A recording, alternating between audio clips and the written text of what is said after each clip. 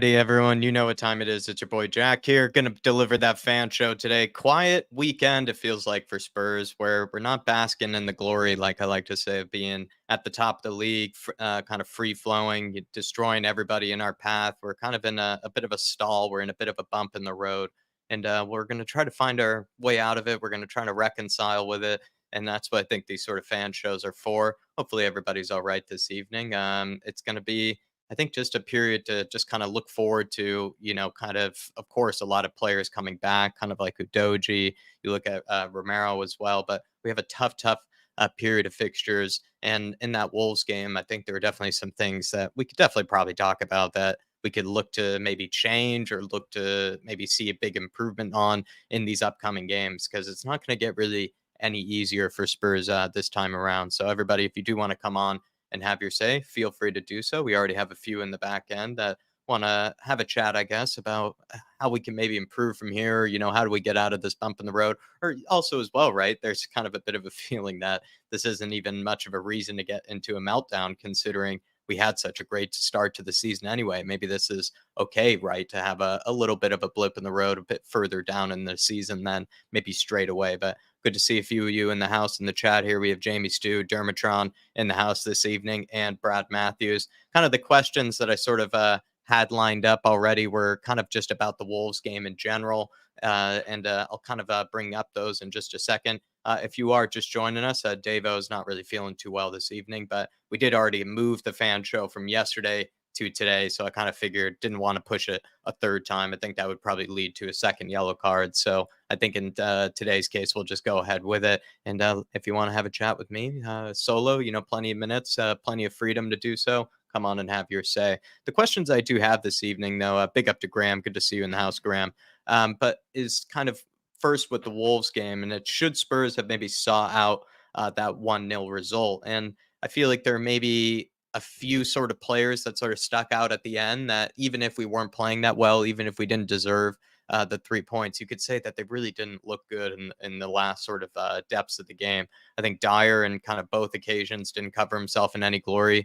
I feel like a lot of people are trying to protect him, saying that there weren't really any passes on or anything like that. But I don't really feel like you should be kicking it out really for a throw in if you are just going to kind of get rid of it or get it launched. I don't even know what he was trying to do. I think he was still trying to play out from the back, but it was just sort of an errant kind of pass. And I don't think Dyer is really as good on the ball as people think. And I think that sort of showed towards the end there. And then they sort of play the throw in quickly. Doesn't really do either of kind of, tracking back from his original position to make sure that, there's no one behind him. He instead just sort of tries to halfway close down the ball. Like I said, it doesn't really do one or the other. Hoiberg, I think then you have to look at where he kind of does a good job and trying to fill in, I think, for Dyer's space that he sort of leaves behind. But Dyer or Hoiberg, should I say, for some reason, kind of does a bit of a, I don't know what it was. Like, it's just sort of thinks that there's really no one behind him or didn't really check, maybe too much ball watching because he seemed to think that everything was sort of clear when that ball was kind of played right near him. And he easily, I think, could have cleared it. But Sarabia was able to, I guess, elude him or somehow, dissuade him or whatever the right word is, fancy word is for basically tricking him. And Hoiberg didn't pick him up, let it go through. And I think from there it was a pretty spectacular goal. I'm not sure if I would really put too much blame on Davies in kind of that case because I actually felt like he kind of had already a lot in front of him. I think there was more than one sort of runner in the box that he would have then had to deal with. So it felt like maybe whoever played that ball in, it could have played really whichever player. But yeah, I would definitely put a lot of fault on Hoiberg as well as Eric Dyer. And I feel like in Eric Dyer's case, really didn't have, in my opinion, a good game at all. I felt like he didn't really shine at all in comparison to actually somebody like Davies, who really stood out defensively in a lot of moments where I'm not really sure if Dyer stood out at all to me really defensively or really in possession. Whereas I would say, at least in Ben Davies' case, he was absolutely fabulous, I think, defensively and kind of stopping a lot of fires. And definitely a big improvement on, I think, is Crystal Palace performance, where I feel like at left back, he really didn't show enough. Whereas at center back, I think we're definitely seeing a whole lot more. And on Hoiberg as well, I think he had an all right game sort of in general, but towards the end there, I think, like I said, he takes a lot of blame for that 1-1 equalizer. The second goal, sort of ball watching again from the majority of the team. I feel like Dyer once again was trying to sort of hold the line and maybe trying to sort of catch his man offside, but also really didn't track any of the runs that were being made through the box, especially in the case of Laminas and Davies. I didn't think also did too much of a great job either, really, in the second job or in the second goal, despite really having, like I said, a pretty good game in general. And I don't really want to harp on him, but I would say in the last kind of 90 minutes, it just felt like we could have saw out that game, even if we weren't playing all that well. We really could have if there was just more concentration, and as well as just not that sort of type of ball watching. And I feel like then we would not have conceded, but kind of maybe what we expected, or it can happen with guys that we don't, at least on this channel, or at least Dave and I, maybe certain players that we haven't really always rated, or guys that we've always kind of thought are a bit of a liability at times. I guess it sort of showed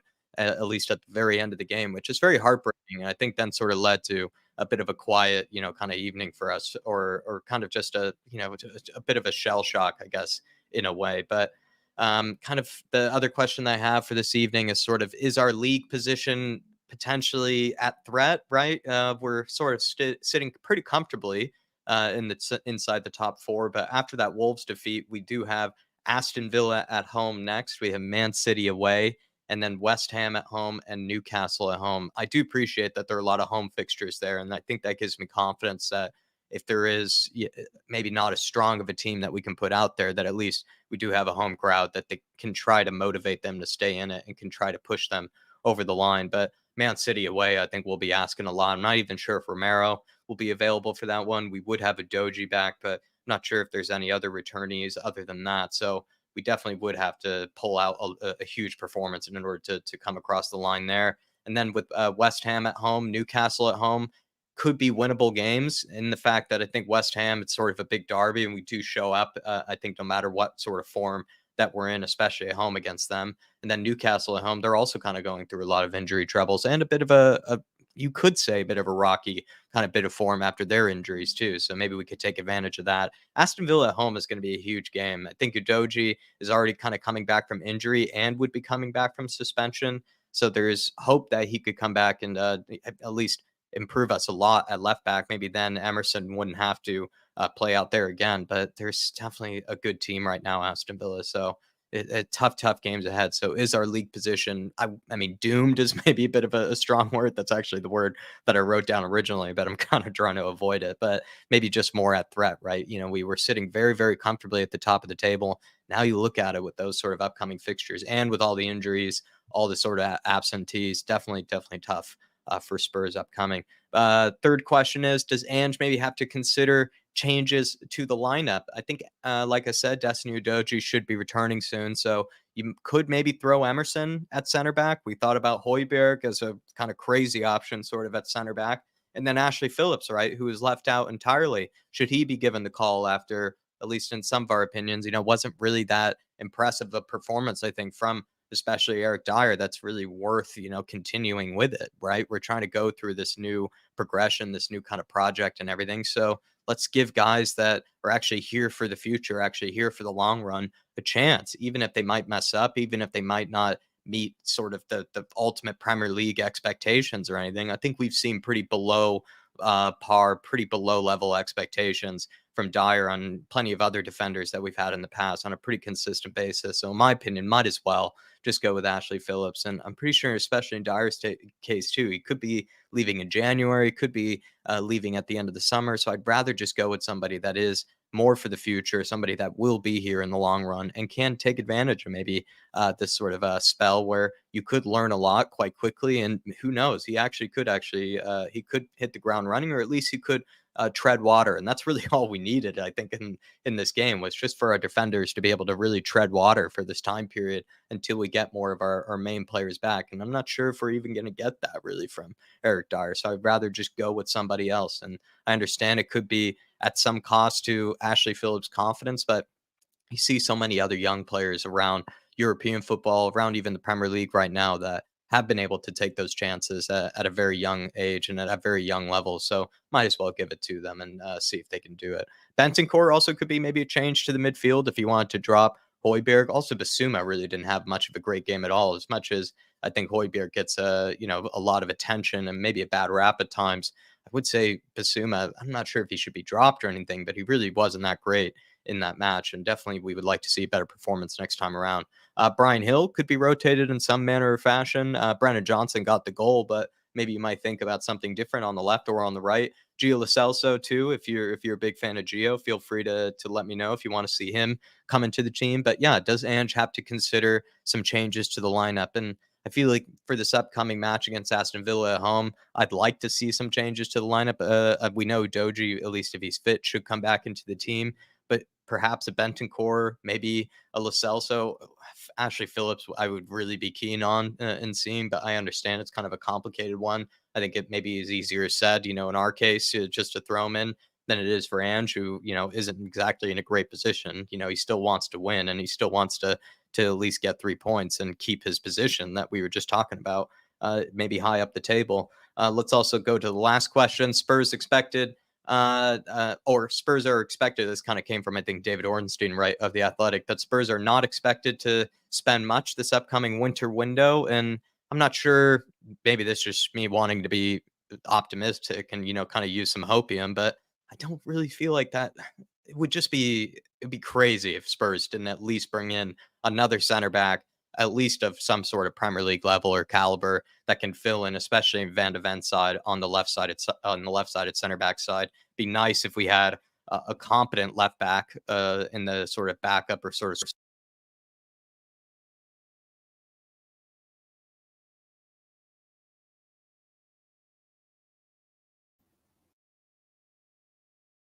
Sorry, I think I unplugged my mic for a second. I was going to say I'm not really sure about Sessegnon, even though he's going to come back from injury. I don't think he's ever shown enough really in possession. I'm not sure about Ben Davies, especially after a Crystal Palace game at left back. And so really we are only left with Udoji. And I think Emerson's trying his best to do a job right now, but I don't think it's really realistic to expect him to actually be a competent left back for kind of the foreseeable remainder of this season. So yeah, definitely would look at a left back, at least me personally, and a left-sided center back in this winter window. Dave is really keen on, I think, bringing in a striker of some kind to take the burden off of Sonny, as well as sort of at least have a different sort of dynamic, a different sort of option off of the bench. And some are kind of keen on a midfielder too, right? I think it was a CDM or a backup number 6 as well. So lots to think about for this winter window. But according to reports, at least David Ornstein is saying that there's no money really to be spent, or there's not really much expectation of a big winter window for Spurs, which I think is a huge disappointment. And at least for right now, would like to think that it's not. It may be true, or just want to be optimistic and hope that it's not happening at all. Just going to greet some others that have joined us while I was on that sort of little rant of explaining all kind of the questions and what I have behind it.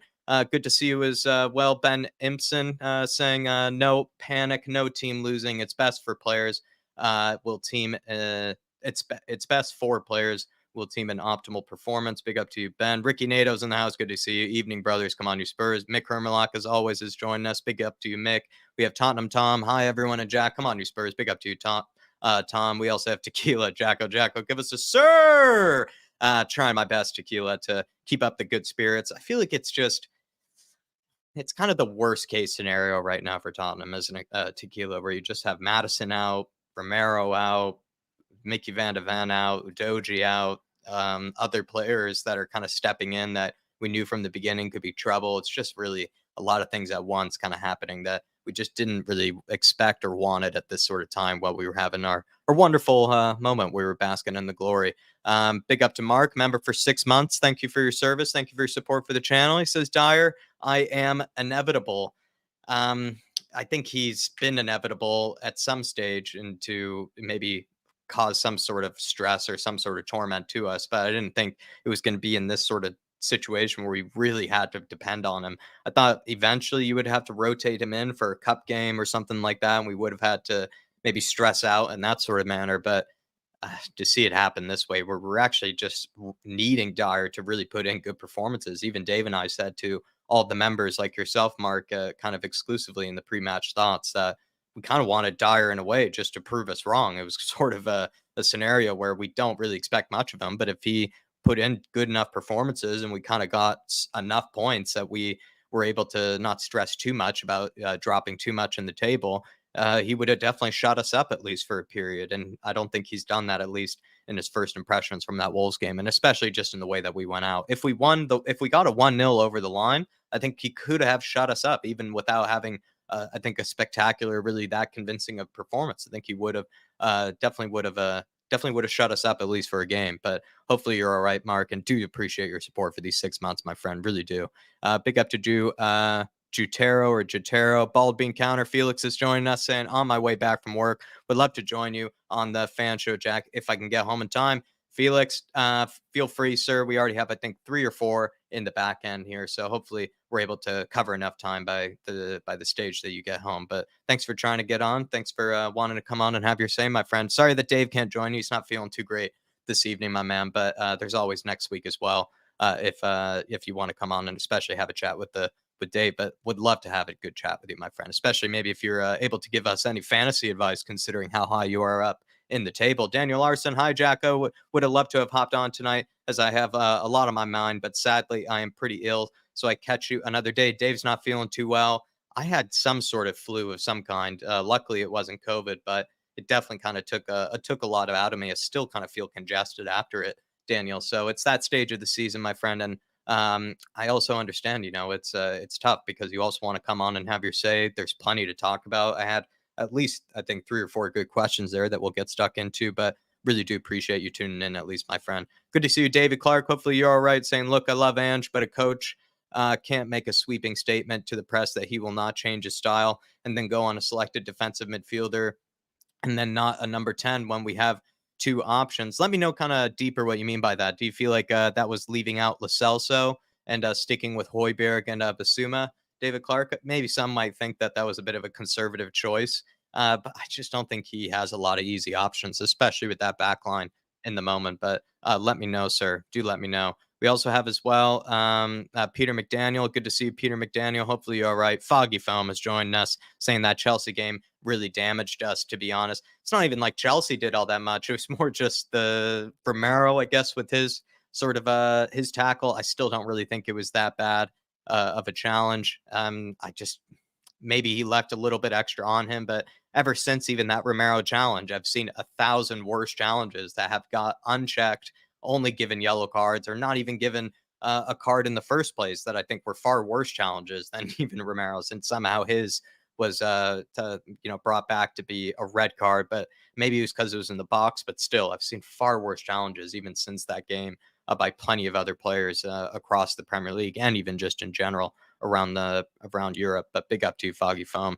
And yeah, it took a lot out of us, that Chelsea game, especially in terms of injuries. Martin Knightsbridge, absolute legend. Hopefully you're well, sir. Big up to you, Martin Knightsbridge. Chris, hopefully you're well. Big up to you, Chris. And especially as the mod as well, holding it down for us, especially on a lot of match days and everything. Hopefully you're all right at Newcastle this evening, sir. Big up to you, my man. One of the founding fathers of the channel. Big up to you, Phil Coys, as well, last but not least. But I think we'll get into it, and we're going to give a warm introduction to Brad Matthews. He's going to get us kicked off this evening, the man on the blue self. Big up to Derek Hutchinson as well.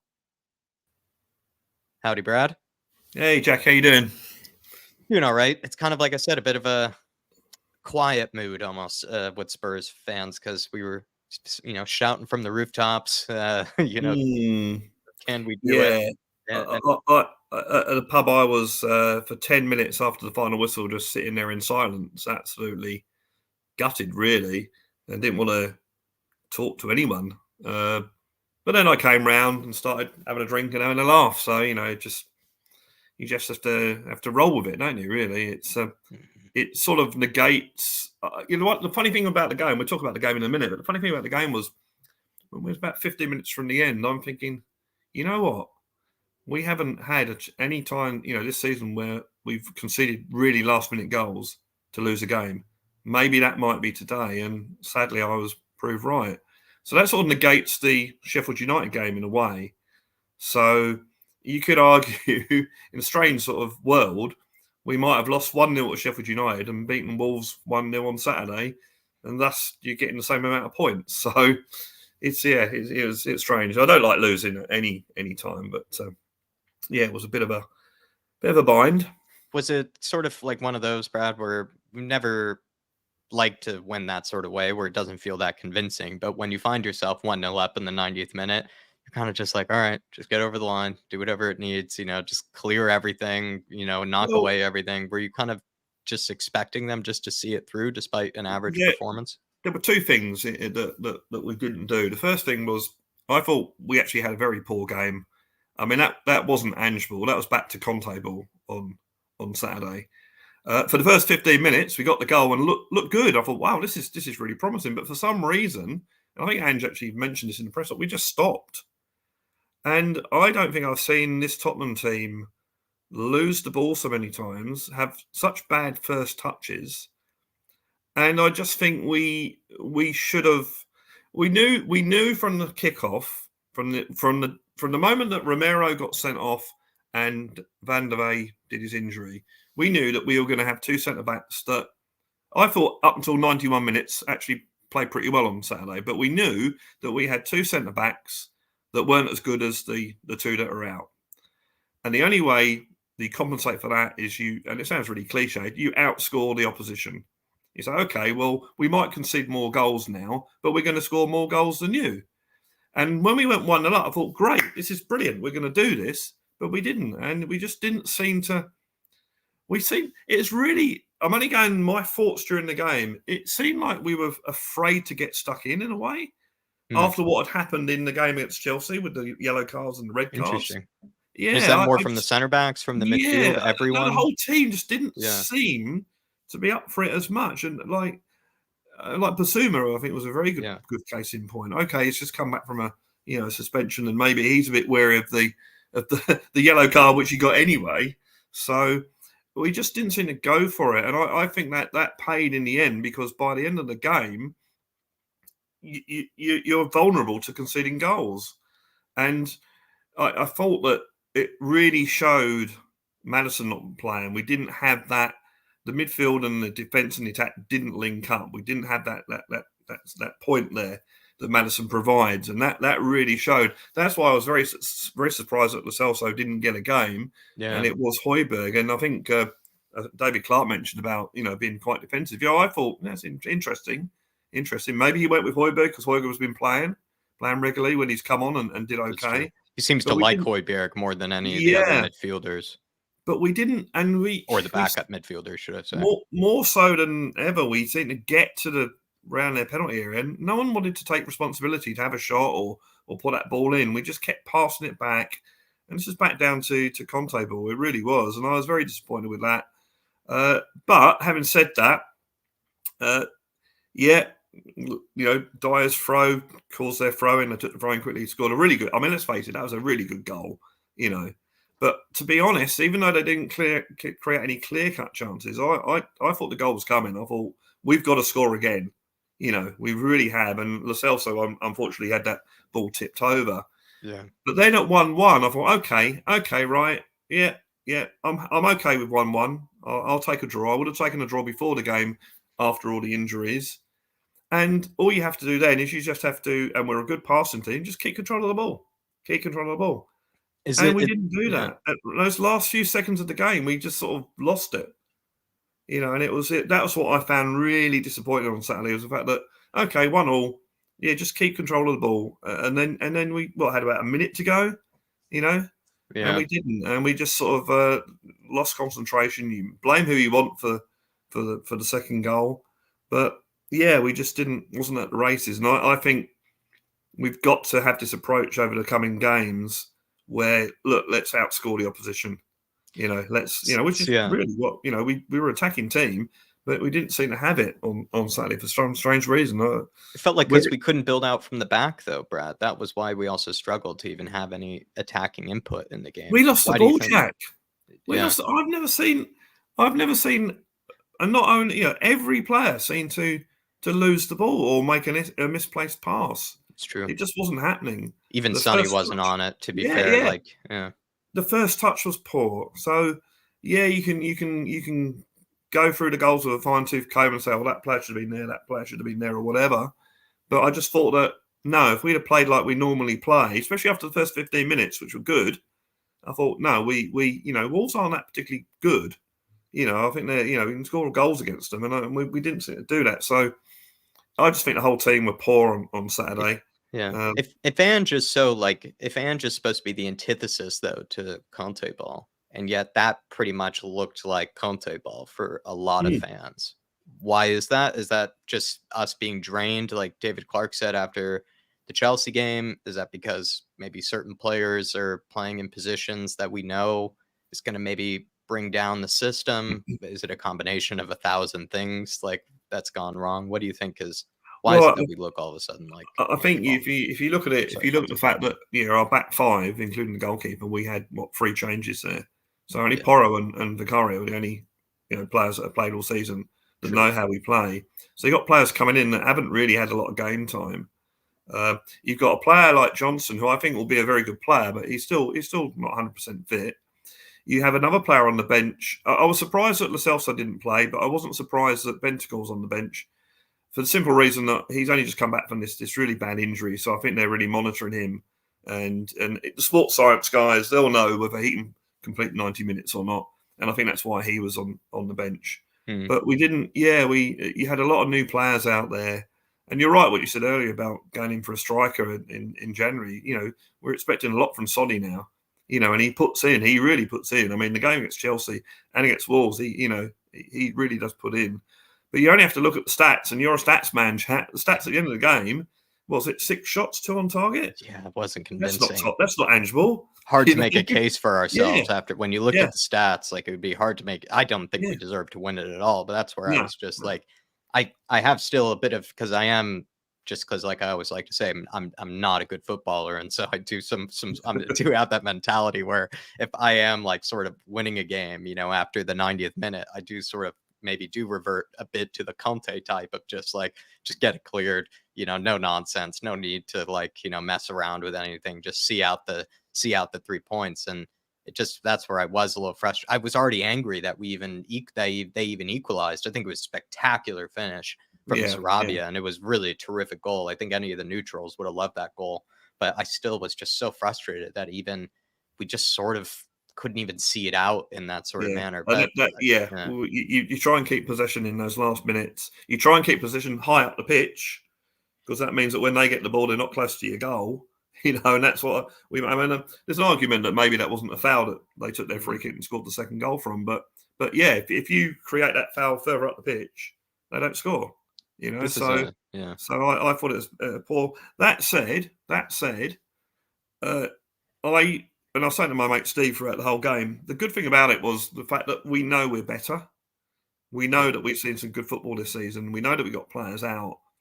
And I think whereas under Conte and those, the second season under Conte, you just knew, well, where's the improvement going to come? It's just not going to come, is it? Mm. So I know that we've got a better team there. We've got 2 weeks now to sort it out.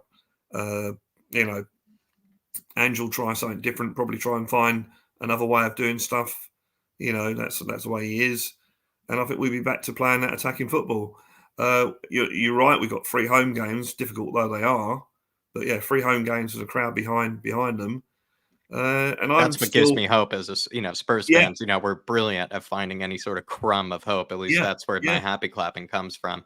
And it's just that's what gives me that bit of hope is like even if we don't go in with a ton of confidence, even in the lineup or anything like that, I've seen Davinson Sanchez put in an okay performance that gets us the 3 points yeah, more often at home than ever away from home. It yeah. does feel like away from home you do Uh, need uh, to rely on just quality, where sometimes the home crowd can almost even things out a little bit too. and we've got apart from obviously Madison's out, so you got that problem. But the attacking lineup is more or less the same. Which have scored the goals this season. So I'm sure that if we at home we can attack other teams, and I'm sure Basuma will improve. He might play against Villa Mhm. obviously, but I'm sure we'll see him play better. And Mhm. Højbjerg's done a bit this season when he's come on, so I think we'll improve. Johnson, I think we've got a lot more to see from him. Kulusevski's another player. I think we need a lot more to see from him. So I think that with 3 Yeah, home games, and I've said at the start of the season, I expect to win every home game. I think we uh, are as good as our first 11. Certainly, are as good as any first 11 in the country. Mhm. And and when you got Villa, that's good. Villa away from home haven't been as good as they are at home. That is true. Yeah, as you said earlier, West Ham, London derby, big game, and Newcastle. Well, Newcastle were hot and Yeah, cold, they're aren't in they? the So exact same situation we are yeah, in. Like their fans are also going through a bit of a like a quiet period. It feels like yeah, where they're yeah, not as like that. They're not yeah. as excited, e- not as happy, Exactly. So and everything. you write all right. Say you write off the City game, but even stranger things have happened. But say you write off the City game and win the other three, we're going to be up there or thereabouts. Going I in would into be Christmas. I'd be delighted with I mean, at West Ham, I'd be mortified if we lost that game. Mm, Even with a let's say not a strong lineup, I'd still be really saddened if we didn't get 3 points there. But if we were to then pick up another 3 points from either Aston Villa or Newcastle at home, I mean, it's the best sort of damage control I think you could be somewhat neutral about. Like, I think the mm, average neutral would say, you know what, with everything that Spurs have missing right now, if they are able to get how many games is that? What is that? One, two, three, 4 matches. That's so out of 12 points. Or sorry, yeah, yeah. I mean, what is it? What would that be like a possible nine, I guess, yeah, out of yeah. 12, or maybe more like a That'll be good. seven out of I'd 12, yeah, 7 out of 12, I'd even be all right with. I think that's damage control is really what you call it. yeah, yeah. And again, where if you and I've heard a lot of people saying this. That's not any great insight. Is that at the start of the season, you say, well, okay, first was it 12 games? Yeah, you're going to win nine, was it, or win eight, draw two, and lose two, and be 2 points off the top. Hmm. You know, I think we'd have all taken that. I know I would have because I my predictions. I predicted mid table, so I think we'd all take that. And there is a bit of a gap now developing between the top five. After Aston Villa are only a point behind us, but after that, I think there's a bit of a gap. So you know, uh, and I Do mean you? also we got Man City Liverpool coming up as well. So This is true. there This are is true. games where they can drop points. So I think we've got to go in Villa, Newcastle, West Ham, definitely. And Spurs have got another advantage going into the Villa and the West Ham games. Is I won't be going, so Mm. so that is a great advantage. So we're about to win both those games 5 or 6-0 because I won't be there. So yeah, We I need this good is luck charms this time of yeah. year. Just as an aside, another problem with our bloody club is that basically I'm running out of cash until my next payday. So I thought, well, you know what, Christmas is coming. I need the money. Spurs are always going to be there, Mm. so I'll put the two tickets for Villa For sale. and Yeah. and Newcastle and sorry, West Ham. West Ham's on a Thursday night as well. It's a bit difficult for me to get to from work. So I thought, oh, what the hell? I'll put them on ticket exchange, worth £71 each. So that's 140 quid. Yeah, that's pretty good. I'll do that. Put them on ticket sale. They got sold within 2 or 3 hours. I got an email back.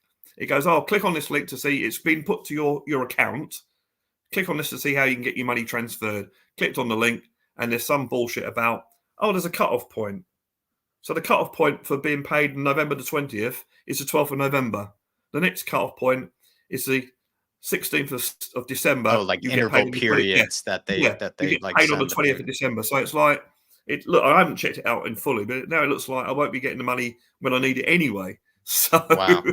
and that's just typical of our club. They just can't do anything in that respect right. You You would know, think that they would be the club that would have like sort of like almost like with the bookies, like the instant payout, like and everything. You well, would think they would be yeah, that sort of club. exactly, Just, exactly. just, yeah. I'm gonna look into it a bit. I mean, I only just really glanced at it as I was packing up at work today. I'm gonna have a look at it, and I'm gonna send an email to the if that's the Mhm. case, and say, well, look, I made this decision because austerity, blah blah blah blah blah, cost of living, Christmas coming up. I thought, well, I'll sacrifice those 2 games to get my money back. You sold the tickets, and now I can't get it until bloody 20th of December. It's ridiculous. Yeah. But anyway, that's an aside that I just wanted to bring up. If anyone else is thinking of doing the same thing, just be aware that could happen. But, Understood. Um, Paul Gregory, I wanted to bring up this comment from earlier. Hopefully, you're still listening there, mm, Paul. He says, my opinion would be that Ange would be under less pressure and less expectation if he were actually to play mm, Dorrington or Phillips and or Donnelly. We would be actually happier as fans to see that too. This is an argument I haven't heard as mm, much. That's actually almost a bit simpler about why you should play Phillips or anything, because maybe there wouldn't be this outrage and this frustration that kind of actually came from the Wolves result. I don't think we would be expecting much from the result, even if we did play Phillips or anything like that. And if we did end up conceding in the 90th minute like we had, and if it was Phillips or something, maybe Spurs fans wouldn't be as upset because they would understand this is kind of all Yeah, part of the process. It's a good I point. must admit I was surprised that Phillips didn't play because he got taken out of the under-21s, didn't he? So everyone thought that he's going to play, but all three of those guys were on the bench, so they've got a little bit of experience there. But I don't know if you seen Alistair Gold's latest one, but he was saying at the embargo press conference, someone asked a question about playing Phillips, and the way he answered it, he said no one in the press picked Phillips in their first 11 for Saturday after they heard what ANGE said. Although he didn't say, "Oh, I'm not going to pick him." He just basically said, "Oh yeah, he's doing really, really well, and he's got to take his opportunity should he get it." Blah blah blah. But Alistair Gold was saying, "Well, the impression that we all got was that he wasn't going to play him." So if you got that, and then you got Dorrington, who people seem to think is a better player than Phillips, and Donnelly, who's got a load of goals and a load of assists because he's playing in a deeper role this season, because of injuries and that. So. Yeah, but do you risk playing all three of them? I don't know. It's certainly, I think they should get minutes. Definitely, maybe more in the areas where we're desperate, right? In the defense is probably where the chances give them are minutes. probably more Give them likely. minutes. Yeah, give them minutes, definitely. But see, that's the problem we have at the moment. That's the problem we have is that we have players that could potentially, Lo Celso and Phillips could potentially be great for us with Van der Vey and Madison out. But the problem is that they haven't had any game time. So, where do they get their game time in the next 6 or 7 games? By which time it might be too late anyway. So that's the problem we have with that is that, we need to need a bit of game time, which your teams like your Man City that's got your massive squad can do that because they can play. And they've got other games that they can play them in, so which we haven't. So although it's an advantage to have only one game a week, maybe in a certain way it's a disadvantage that you haven't got times to play our other players. But then you're in the catch-22. You play the other players and we get beaten. Everyone goes, "Oh, what did you do that for?" So it's between a rock and a hard place. But I'm still confident. I still think getting the right draw in the FA Cup this season, I think we could do something there. And I think we'll be there or thereabouts in top 5, top 6 this season. And if that December period that we were sort of speaking about, like the West Ham, Newcastle, Aston Villa, Man City sort of games, if we did get that 7 points that we're kind of talking about, I think that would give a bit of confidence to the team. And as well, there are actually a lot more realistic fixtures where we would expect 3 points, even with a pretty sort of lackluster squad, let's say, or starting 11, we would still expect something out of it from kind of the period after. So that's always the nice thing about a tough fixture period is that usually then you have some easier ones afterwards where you can kind of claim some points back. And also the transfer window is very important. I think, as I said last week, not only for the rest of the season, but for the future. You've got to have a run at it. We'll see, I guess, but I don't always talk about we got no money to spend. I've never believed that. So it's not like the club are going to come out and say, "Oh, I can't wait to January, got all this money to spend," because then the prices go up of every player. So I think that look, we're not owned by a government or a state, but we're not that. We're pretty well off. So I don't believe we've got no money, and I think we probably will make signings. Although I don't really think we need to make signings of £100 million or whatever it might be. So. We just need 3 players that ANGE wants and ANGE trusts. So when Ornstein had that big Twitter statement and everything, were you kind of like myself, where you're like, I'm going to wait till January? Every season.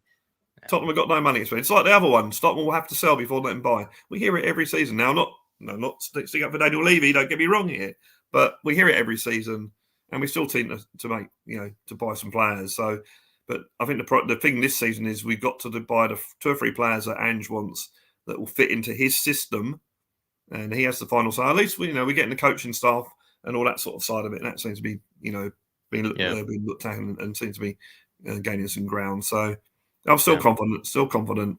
And let's face it, at the start of the season, if you just said, "I'll give you top 6 in the FA Cup," I'd have taken that without a shadow. No, that's where I feel like this bump in the road is. If you're going to have a bump in the road, is this sort of when you have it? Maybe it is. It's not great timing with the the other fixtures we have coming up that are very difficult, Mm, but yeah, also you're going to have one eventually. It's kind of like I'd rather have it sort of later down the road and sort of start yeah, strong, yeah, look convincing, than sort of look unconvincing originally and then start to maybe look a bit better. Like even look at Chelsea, right? They started out absolutely horribly, mm. and now every Chelsea fans like, I think we've turned a corner here, and it's like, I mean, I'd rather be in Spurs' situation where we started out strongly and then maybe we go through a bit of a blip. Well, I think it's their easier corner that that they way. turned was only a stupid challenge away from losing the game anyway. So you know, so Yeah.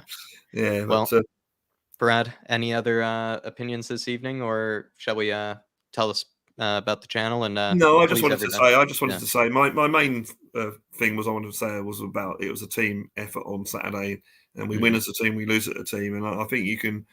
I've sort of I don't like criticizing individuals. I'd rather sort of think of it the team. The team can play better, and the team will play better. And if the team stays really, really, really better, then you can afford to make the occasional error, which we're going to make. It's going to happen. You know, Yeah. would have been interesting to see what would happen with Romero and Van der Ven back there. Would have been interesting. Yeah. Yeah. Yeah. And I think it's going to get easier and easier as each one of those guys come back. Mm, yeah. Yeah. Udoji, then Romero, then hopefully a James Madison. Who knows? Maybe some forward players as well. Yeah. But Brad, please everybody head on over to Blue Sofa Yeah. Songs. Love this man. He does get us kicked off so many times on these fan shows. I think does sort of kind of warm people into it, give people kind of that comfort and knowing that it is pretty easy. Or it's actually it is. I think Brad makes it look easy, but it takes a lot of bravery to come on and have these sort of chats, but makes it look easy and gives people that What? encouragement to Yeah. for others to come on. So thank you Anyone very that much. wants to come on but are feeling a bit nervous or whatever, it's just like having a chat. It really is. I mean, that's well, it is. It's having a chat. It's not. It's not. It's not like. Yeah, it's like I'm talking to Jack. Yeah, It's that's not like all I'm it is. talking to everyone in the chat. That's But all it is. yeah, yeah. Appreciate you, So sir. yeah. So and I guarantee anyone that comes on, if you're a bit nervous after the first 30 seconds a minute, you'll be fine. You'll be flowing. You'll be talking about. Don't forget, we're all talking about stuff that we know about and we love. So You're it's thinking not about like constantly okay. usually. So give me your opinion on quantum mechanics. How's that No, work? yeah, that's What about the it's not a situation in pop the Middle East? quiz. How's that? It's like It's not a pop quiz So it at won't be all. that. It won't be that. You just talk about football. So Easy stuff. Easy stuff. Well, Brad, please everybody do check out Blue Sofa yes, Songs. I'm gonna please, if put you in the could, link please. another time there. And I hope you have a good rest of your evening, sir.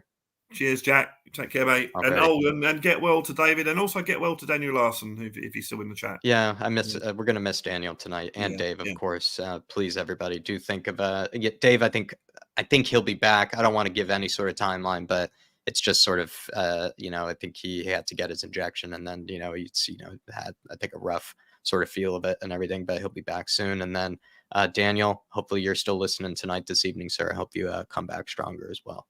But yeah, everybody. Well, thanks, Brad, for getting us started, sir. Have a Cheers, good rest of your guys. evening. Cheers, See you, Jack. sir. Have a great Have a good evening. one. Bye. Big up to Brad, everybody. Do check out the Blue Sofa Songs. Always getting us started on these fan shows. And do have a few people that I want to welcome in before we go on to our next guest. Jose, El Tel Cockerel, you might know him as. Big up to Mark earlier celebrating the 6 months. Leighton Evelyn, if you're still listening, where's all the happy clappers saying we are in a title race? Now, listen, Leighton, I absolutely celebrate, the 1-0, 2-1, probably harder than the rest. I always have sort of that pretty cheapish grin on my face at any sort of team that we end up getting 3 points or end up getting the win against.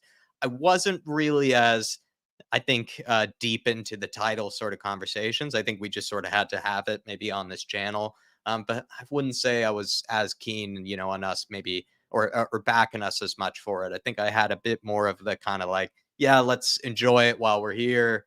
Have to give Spurs praise for where we are right now. Shouldn't take that away from us, but there's still so much more, to play. And I think we always did have that sort of squad depth on the back of our minds. But the happy clappers like myself, Leighton, definitely quieter than usual, but still clapping, Leighton, still clapping right in your face. Big up to you, sir. Good to see you always. And hopefully you're keeping well this evening. Chris, grabbing the fan show membership. Do appreciate it. And 28 months as well. Absolute legend. Thank you for your service. And he says, I thought Dyer would up his game now. He's got his chance. I thought wrong. He's still useless. And then he also was saying a tequila there. Big up to Tequila too. And he said, I thought Dyer would realize the only way he's a starter is if he upped his game, but I'm wrong. He's still bloody useless. That was my problem, Chris, was I just feel like I wanted Dyer to almost shut me up or in a way kind of like just sort of silence a bit of the haters, kind of like myself and maybe Dave just for a few games, but felt like he didn't exactly do that in that match. I didn't really find his performance really all that convincing. I think there's definitely going to be more question marks about upcoming games, tougher opponents, and also maybe too when he's put under pressure, I don't think he's actually as good on the ball as people think. I think he does give it away, takes his time a bit too much, doesn't really pick out the passes that really break down the team or really start any moves as much as I think Romero or Mickey Van de Ven do. And then also defensively, this is where I really have more issues or just more concerns. He's just really guilty of ball watching and on a consistent sort of basis too, where it's not, I think that maybe he doesn't get exposed for it all the time, but he does have this sort of guilty sort of tendency to just sort of not really look what's behind him or check what's around him, just sort of kind of continue to ball watch. And then even if he is ball watching, he doesn't really then just go towards the ball and try to clear it or anything. He actually usually leaves it for others, which is again just sort of asking for trouble. But 28 months though, man, and it's sad that we still find ourselves talking about Eric Dyer, and it's sad to see that Mark and Chris have used their member super chats on Eric Dyer. But really do appreciate you guys, and really do appreciate your support, Chris, and as well as Ahmad, and like I've said to you, and plenty of other people who do come on these fan shows, and just in general, you guys have been around even longer than I have. So you guys are the, like I said, sort of, what is it, the just sort of the founding fathers really of this channel. Big up to you, Chris. Hopefully you're all right this evening and up in Newcastle. The Big D, another member in the house. Big up, lads. Bad performance last week. Both games unlucky with injuries, and we need to learn to have discipline. Rome wasn't built in a day, though, but we need to learn from mistakes. Let's hold out till January. I think that's right, the Big D. I felt like I was all right with the fact that Spurs were, finding themselves 1-0 up in the 90th minute despite a bad performance. If we just saw it out and got the 3 points, I think I actually would have been pretty delighted with it and just would have kind of just forgot and just sort of would have moved on from it. But the manner in which we did concede and the way that we did sort of collapse like that, it doesn't really, fill me with any sort of a confidence for kind of the upcoming games. But I think these are just tough decisions, and this is going to be a tough period for us Spurs fans. So we're just going to have to stick together, and as well as also just sort of try to make the best of these bad situations. And if we're going to go through a blip, if we're going to go through a bump in the road, I think this is an all right time to have it. As sort of like I said earlier, Big D, maybe not the best sort of fixtures to have it, but it was going to happen eventually. There was going to be maybe a tougher period. It wasn't just going to be perfect. It would have been asking, a miracle if we were going to have no suspensions of any kind or no injuries of any kind. It was going to come at some stage, and I'm glad that we had a really good start to begin with, for sure. Big up to you. Hopefully you're all right this evening, and do appreciate your support as a member as well. Chris was also saying, I don't expect many points with Dyer playing, just a lot of pointing by Dyer, a lot of pointing, a lot of ball watching. But as much as I love Højbjerg, Chris, and I stand up for the man, he didn't really he actually went to cover Dyer's position in that first goal. Then for some reason also kind of did a bit of ball watching and a bit of pointing and ended up letting Sarabia score. But a spectacular finish, got to give it to him. Moondog, good to see you, sir. Always good to see you. Hopefully you're all right this evening, my friend. Really do appreciate your support and always tuning in when you can. Big up to you, sir. Hopefully Charlie's all right as well. Adrian Brown, also another member in the house. I think Poro and Johnson did not get the memo to play the old way. Really frustrating game to watch. Dyer, the weakest link for the team. Not to play the old way, but from the Conte ball. I feel like it was sort of Spurs kind of were finding themselves a bit too scared to really play the Ange ball way. I think especially it came from more so, I think, Eric Dyer and other sort of players in the team where they were just playing far too safe. They didn't want to concede possession because then it would have led to maybe them kind of getting exposed defensively. It was just a very careful sort of performance from a lot of Spurs players. And I think it kind of led to us kind of not having that much of a convincing sort of kind of performance. And then eventually Wolves kind of got the rewards for hanging in there and kind of hanging in the game, keeping within punch and distance. Big up to you though, Adrian Brown. I think Johnson has had a good start in the fact that he's been bearing the chances that Richarlison really hasn't been. He sort of disappears a little bit in games, but I'm not going to really put him down too much because I think he's come into sort of this season at weird stages. He came in during a North London derby. Now he's come in as well, kind of during a lot of injuries. It's not easy, I think, but he's done very well and taken his chances. And that's what I originally sort of said when in kind of the scout report and everything when we brought him in with that signing. I just said that would be a player that would be able to bury the chances. Like if he does have a strength, if he does have superpower, might be a strong word, but if he does have like a real strength that stands out in his attributes, it is his finishing. I think Brendan Johnson, he can finish his dinner when he is confident. Big up to old D's or oldies, I believe that would be probably the right way to say it. Really do appreciate you, sir, grabbing that flat cap membership. Plenty to get with it. You get all the exclusive sort of members only videos that Dave and I do try to pump out on sort of more of a regular kind of basis. I think we stay pretty consistent with it. And if you do have a fantasy team, you're welcome to get in on the action. Welcome to join the league, and plenty of other sort of members kind of only questions and polls that Dave does a really good job in and asking you guys to respond to. So big up to you, oldies, and thank you for supporting the channel in an extra way. And then also, Sen, I posted a link to the VAR Sucks Stadium song in the message bar. Can you play it? Go Spurs. I'll put it up in the community page, oldies, and I'll try to remember this, my friend, but I'm not going to play it at the moment because we're just sort of in the middle of a fan show. Really do appreciate your support, but I'm going to put it up in the community page if you're listening back. Hopefully that's all right with you. Really do appreciate this, my man, and would be happy to share it in our community page. Everybody would be able to see it that way. Might be a better way to do it too, because I just think, you know, there's only so many people in the house, even this evening anyways, kind of more of a fan show, just to sort of have a discussion with people, have a chat. So I'm going to put it up on the fan or on the community page for you oldies. Thank you for supporting the channel, my man. Really, really do appreciate it. It's extra ways as well. And you didn't even need to do that. You know, could have just sent us email or something like that. We do like to sort of share other people's content around sort of our lovely community. You know, we do hope that everybody can kind of, you know, check each other out and everything like that. But really do appreciate your support, sir. Just wanted to, say hello to some people that were joining us. Hopefully I didn't miss anybody as well. We have Just a Harmless Potato, Andre Smith in here too. Shamu, good to see you. Ribsy85, hopefully you're all right, Ribsy. Good to see you, sir. David Hall, always good to see you, Davey Hall. Chris Agambar, really do appreciate you, Chris Agambar. Hopefully you're all right too. I like the Vicario profile, my man. I do like it. It looks good. But yeah, everybody, I think we're going to go on to the next guest of this evening. It is going to be Jose El Tel Cockerel. How are you, Jose? Yeah, all well, Jack. All well. It's Tuesday evening. It's relaxed time. Relaxed time. That's the right way to put it. Do you want me to keep you relaxed, or do you want me to stress you out and bring you back to that Wolves game? Let's go for it. 2-1 it ended up being. You can kind of hear where my frustration was sort of the fact that you don't always have to play well to get 3 points. We found ourselves 1-0 up in the 90th minute, yet we collapsed. I mean, that's where I get frustrated. What about you? What was your sort of frustration with the Wolves game? Right, so I did the prediction last week, sent it to the channel, and I said quite clearly I was very optimistic because in adversity, some doors close and some doors will open. And if anything, 6 of the doors had locks on them and people forgot the keys. And the 6 doors that I'm talking about are the people in midfield and the people in attack. I found the game, I think we played ANGE ball for the first 3.5 minutes till we scored the goal. After that, our midfield went absolutely missing. Our midfield neither defended and helped the defence, and our midfield did not help the attack.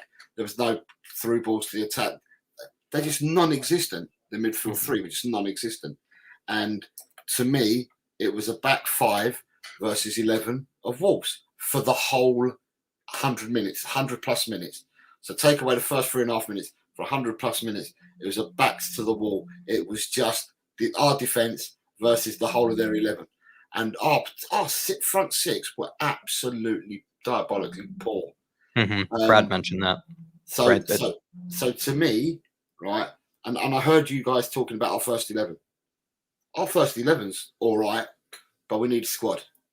And if I look at our first 11 now, I'm so disappointed that the players regress, because I'm sure ANGE has not told the players to play the way that they did. So it must be equally frustrating for Ange as well to see that they went into a la Mourinho, a la Espirito Santo, a la Conte mode. And it must be so frustrating for him. The players that everyone gave pelters to, your Dyers and your Davises and that, okay, I'm one of the ones that thinks they shouldn't be at the club at all. However, they put in more of a performance than our front six did. So the people that we expect better from, right? That's what you're kind of making out, right? The better players should step up more. But then also as well, what I've done, and I did this on my show on Monday or Sunday even, when I was discussing the game, I turned around and I said, look, I don't want to sound as a negative fan or a negative supporter. So there's quite a few things that I've thought of that I've held inside and I've held to myself and not outwardly said because I don't want to be perceived as being negative. But oh God, after the game, did I let fly? the chickens have come home to roost. The chickens have come home to roost. I mean, I'm going to start with an unpopular opinion, but when 18 months ago, so the season that Son got the top goal scorer award, for the first 2 months of the following season, he was piss poor, right? Absolutely piss poor. So this is leading up into the World Cup. So the start of the season leading into the World Cup. For August and September, he was really, really poor. Now in the summer, Jurgen Klopp was sniffing around Son, and I think Liverpool were prepared to pay up to 70 mil for him. And I was going on the Tottenham pages, and I was saying we should cash in on this fella. We should cash in on this fella during the winter break because this fella's going downhill. He's regressing, right?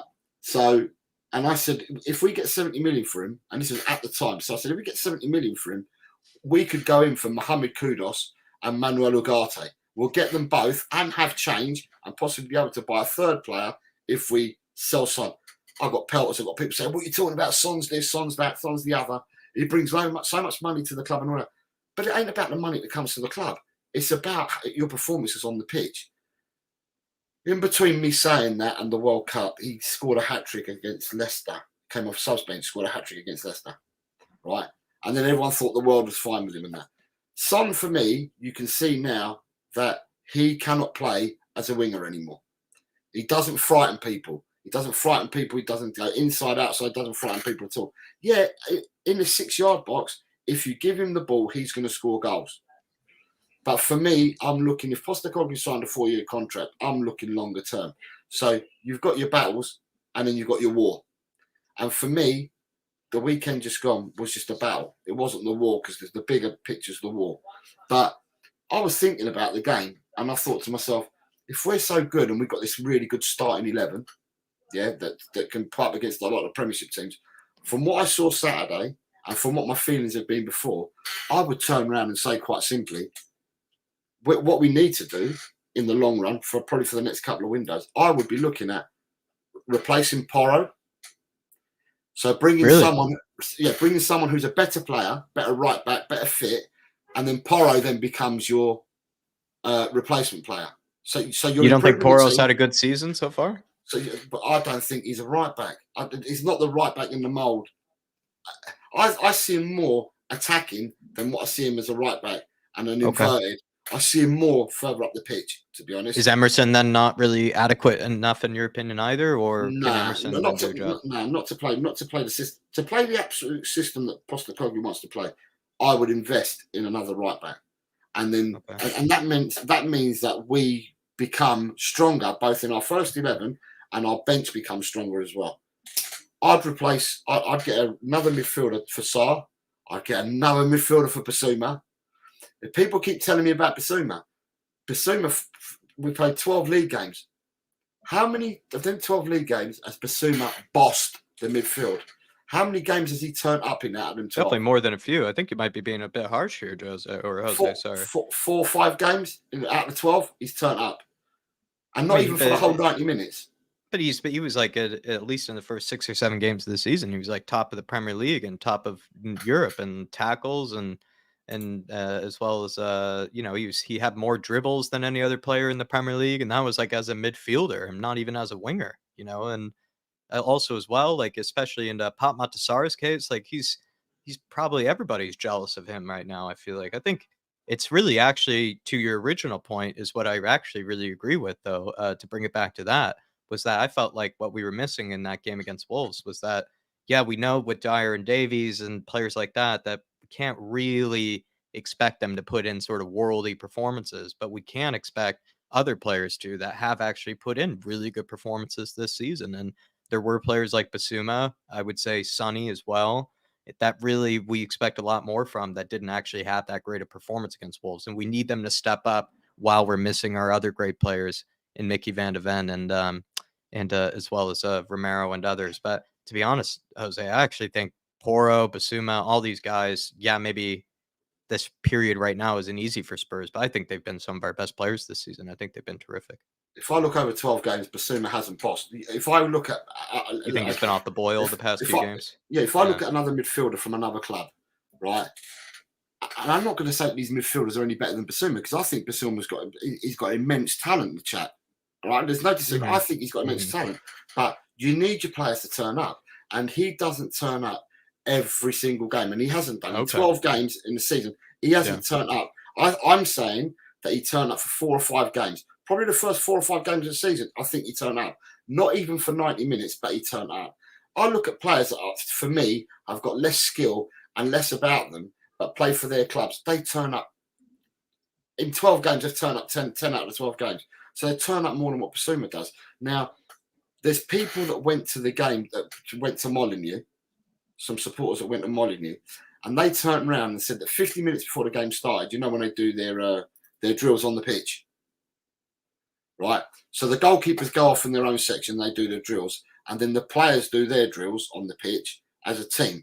And what they do to try and make it equal, they always bring one of the subs in, and it was Jamie Donnelly that was brought in to make the 11. And they said, the people that were at the game said they knew Basuma was going to have a bad game, because while the people were doing their drills and concentrating and doing the drills as they were told to do, they said Basuma was messing about. Basuma messed about for the whole time they were doing drills. I think you might be pretty harsh towards Basuma, but if I'm going to try to, I'm not going to really agree with you, but if I were to, you could say maybe the last few matches or so, and I'm only going to say a few and maybe no more than that, but he maybe has not been to the same level that he was, you know, towards the beginning of the season. But I think he absolutely bossed the first half of the season, and then it's only been the past 3 matches or so that he hasn't been at the same level that he was in the beginning. But in the beginning of the season, I mean, he was damn near the best midfielder, the best best number 6 in the league. Do you feel like there's something in the team? Are they getting too confident? Are they starting to lose a bit of their heads here? Are they kind of getting too confident? What do you think that is? I think he played well against Brentford. He played well against Man U. He played well against Bournemouth. He played well against Burnley. Did he get sent off in the Sheffield? No, he didn't get sent off in the Sheffield United game. I think it was the Luton Town fixture. Okay, yeah. So I think he played well against Arsenal. Probably one of his better games against Arsenal. I thought he played really well against Arsenal. I think he did okay versus Liverpool. I don't think he was outstanding. He did okay. I don't think he played well against Sheffield United. Gets sent off against Luton Town, and since Luton Town, Fulham. So he didn't play against Fulham because he was out. But Palace, Chelsea, and Wolves, he hasn't played well at all. But what I'm saying is that from me looking at the first 11, I prefer first 11. From what I've seen, there are players that I bring in, not players, but I'd bring players in the positions that I'm talking about that would better the first team and also better us as a Would you squad. do that more this winter, January? What do you think about this winter? It's never going to happen this winter. Never going to happen this winter. I mean, at the end of the day, I'm hoping we've now got Langer in, we've got Mackenzie in, got Paratici in the background, you've got Scott Munn in and that. So I'm hoping that they've got their list for next summer.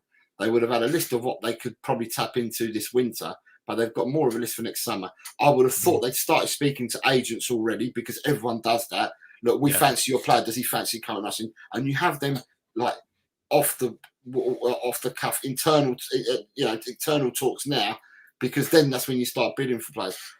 I don't think we're going to be the same as any other club. I don't think we're going to, well, apart from Nottingham Forest, I don't think we're going to go out and buy the whole world in the winter.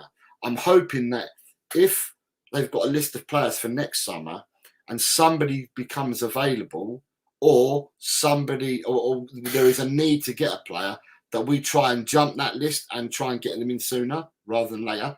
I mean, at the end of the day, you were quite right what you said earlier about Ornstein, what he said in his article. But that's been followed up by Kilpatrick now. And there was another article today by somebody else that said that Tottenham are saying there's no money at all.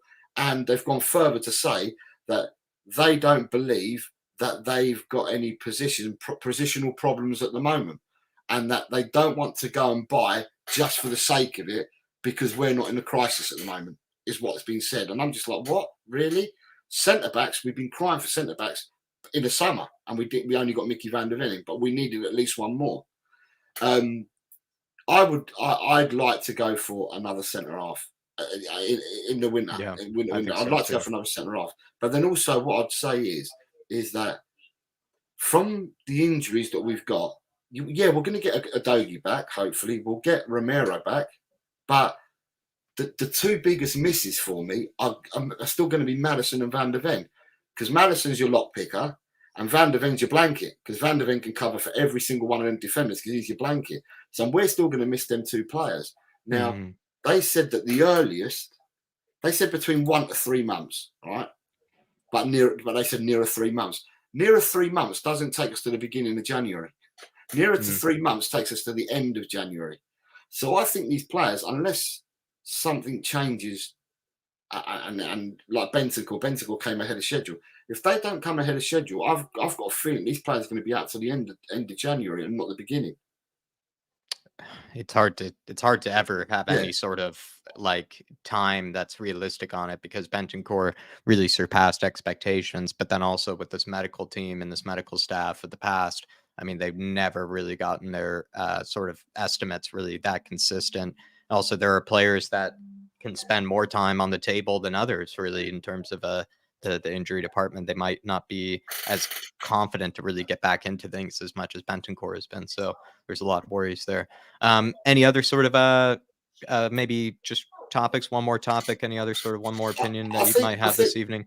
I think from listening to Brad and listening to you as well, and listening to other streamers and watching other channels, the one thing that we can say is that we're not on the training pitch, and Ange is the coach, is the manager and the coach, and he's got his coaches around him. So they get to see things that we don't get to see on the training field at Tottenham Hotspur Way. But after the game on Saturday against Wolves, I'm not trying to second guess, but I'm trying to think, what's Ange going to do against Villa? Will he go in with them defensive three that he played? Obviously, sorry, can't do that again because Basuma is now out, suspended. But I wouldn't start with Højbjerg in the next game. I thought Højbjerg was atrocious on Saturday. He was like, he reminded me of Ray Wilkins, crab passing backwards and sideways, but doing nothing with the ball at all. And I thought defensively, he let the team down defensively big time. And I'd think of starting Bentancur alongside Sarr with Lo Celso, or Bentancur alongside Sarr, Kulu drops into the 10, Hill goes out on the left. But I'm not sure about playing Højbjerg in the next game. And then as for the defence, although the much maligned players, to me, they didn't do that badly. Okay, Dyer may have been caught napping for the 2 goals and had some element in them both. I'm still thinking to myself, we bought Ashley Phillips for a reason, and I know he's good prospect and all that. He's played 8 games in the Championship and that. He's a unit. He's got speed. He's got everything. He's got the right profile for what Ange wants to play. And I'm just thinking to myself, will he give the boy a chance against Villa? I know we're up against Watkins and Diaby, and they are super quick. But I'm more alarmed if we play Dyer and Davis against them 2 super quick players. I think Ashley Phillips is supposed to be quicker than Dyer from what I've seen and from what I hear. So there is also that. Phillips is quick. Phillips is quick. Phillips fits the mould that Postecoglou wants. But if we're up against Diaby and Watkins and we've got Dyer and Davis, I'm more fretting. I'm just like, oh my God. Although I agree with everybody at the moment, and I hope touchwood it continues. If we look at previous games this season, Villa haven't been as effective away from home. And I'm hoping, and I really am hoping, that will be the case in 2 weeks' time against us. Yeah, I do. I hope so as well. and we do need to pick up. I think it's vital that we pick up 3 points just for the team to take that into the Manchester City game. Because if we don't pick up a result against Villa, cool, we're going to Manchester City on our knees, and that's what we don't want to do. So, yeah, there's a lot to admire. There's a lot to like so far this season, and I've got a lot of hope still throughout the season. I've still got a lot of hope. I think you should. We're going in the right direction. We're doing things off the field that are right. Everything that we're doing is correct and is right. And at the end of the day, it's just unfortunate we've got these injuries and suspensions. But we knew it's like a game of 52 card pickup. You throw the cards in the air, they come back down, pick up 25. That's your squad. You can't change that till January. So we just got to get through it. Yeah, it is what it is, and we've got to get through it. But I'm just hoping that. Let's hope a door opens for us, Jose. Let's hope a door opens for us, sir. Can you give us a brief sort of a description of Talking Ball and what they could find over there and what you're doing over there, sir? Talking Ball, I'm co-hosting it at the moment with Colin. It's a bit like here. You've got the North Atlantic with Europe, so we've got that bit of a flavour going on. We just chilled out. We don't normally. Yeah, it's very chilled. We don't normally lose our rags and stuff like that. And we talk some football, and then we also got a section called Keeper West Ham, where we pitch players against each other, and we ask the panel and people in the chat who would they keep and who would they send to West Ham out of 2 players. Sometimes we do 3, where we do keep, bench, and sell. We do guest corner, where the guests that we've got on, we ask them to give us a memory of why they become a Tottenham supporter or something about Tottenham that sticks with them. And then we will normally get the chat involved in that as well. So we're on daily. We normally tend to go on about 4:00 GMT time, Monday to Friday, and then Saturday sometimes we go on a bit later. But it's normally daily content. We didn't go on today, hence why I'm here today. So nice one. Everybody, head on over to Jose's channel as well as Colin's. Talk about, please do give them a subscribe, see what they have to say, especially if you just want some company, during this time over the international break. Always good to check out other channels, see what they're talking about over this time. Thanks, Jose. Thanks for coming on, sir. Thank you very much. Can I just say to everybody, I know that it's a members only tonight, so it's not these people that I need to tell, but if there are any people in here, become members to this channel, because these people at the Irish Hotspur, they work so hard. And they provide, they do what it says on the tin. They provide content for the members, and and they're really good. These 2 guys work extremely hard. So please, appreciate it. Just come over, and we nice. On our channel we bubble you up as well. We say exactly the same on our channel about yourselves as well. Thank you, Jose. Thank you for having me, and thank you everyone in the chat. Comments, whether you agree with me or not, I take all your comments on board. It's fantastic. No, you were a pro, man. You were an absolute pro. Well done, thank Jose. You. See you soon, sir. Take care. Bye, everyone. Have a good night. Everybody, do check out Talking Ball. Jose's a nice guy. And also, too, I think he had definitely some brave opinions, especially on the midfield. And even Steve D was actually backing him up in the chat there, kind of saying, as much as, maybe some people might disagree, it's actually quite a brave opinion. And I agree with that. And if you have, opinion, come on and have your say. I don't bite. I'm not going to shout you down or anything like that. We're going to talk it out and see what you have to say. But really do appreciate that from Jose. And he also as well, getting us started sort of, right after Brad Matthews. Steve Combo saying Son just requires a number 10 or creative midfielder to find him, or the wide players in the most dangerous positions. I think Sonny, I don't even know if I agree with the fact that some are saying he's now can only really play striker. I think he could definitely still do a job out on the wing. I feel like recently maybe we've just been kind of seeing that he can still score a lot more goals maybe in the striker position than he might on the left. But I think Sonny, it's still to this day, I think he still has that step, still has that bit of pace that is still difficult for a lot of players to deal with. His runs are so intelligent, the way he times them, and sort of the lanes and sort of the channels that he picks are always just most of the time perfect.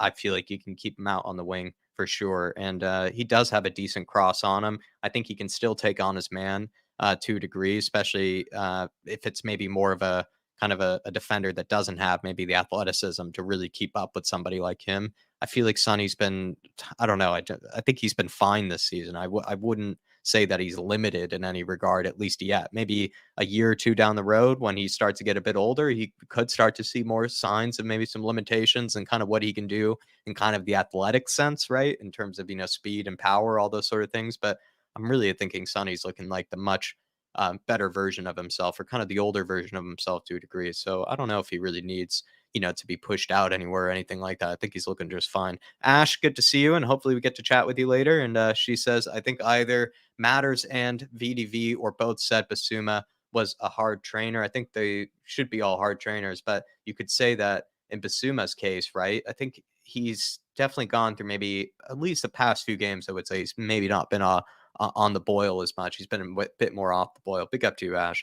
Steve D saying Jose is spot on. Don't like the truth. Basuma has been outstanding, but the last 4 or 5 games he's been ordinary. He's he's not even saying he's a bad player, but you do need consistency. That's what I was sort of trying to dig out of it, Steve. Where at first it felt like I think we just had to sort of get there with Jose on that opinion, where it felt like maybe that's what he was trying to say, was more on the lines of like, yeah, he's been terrific, like in a lot of games, but he's not been actually as consistent as we need him to. He's had some 9 out of 10s, but he's maybe had a few 3 out of 10s, 4 out of 10s kind of intermixed in there, but he's really not had the influence that we needed him to. So there's maybe something to that. And if you were to maybe be kind of I guess, more recent towards Basuma, kind of use a bit more recency bias.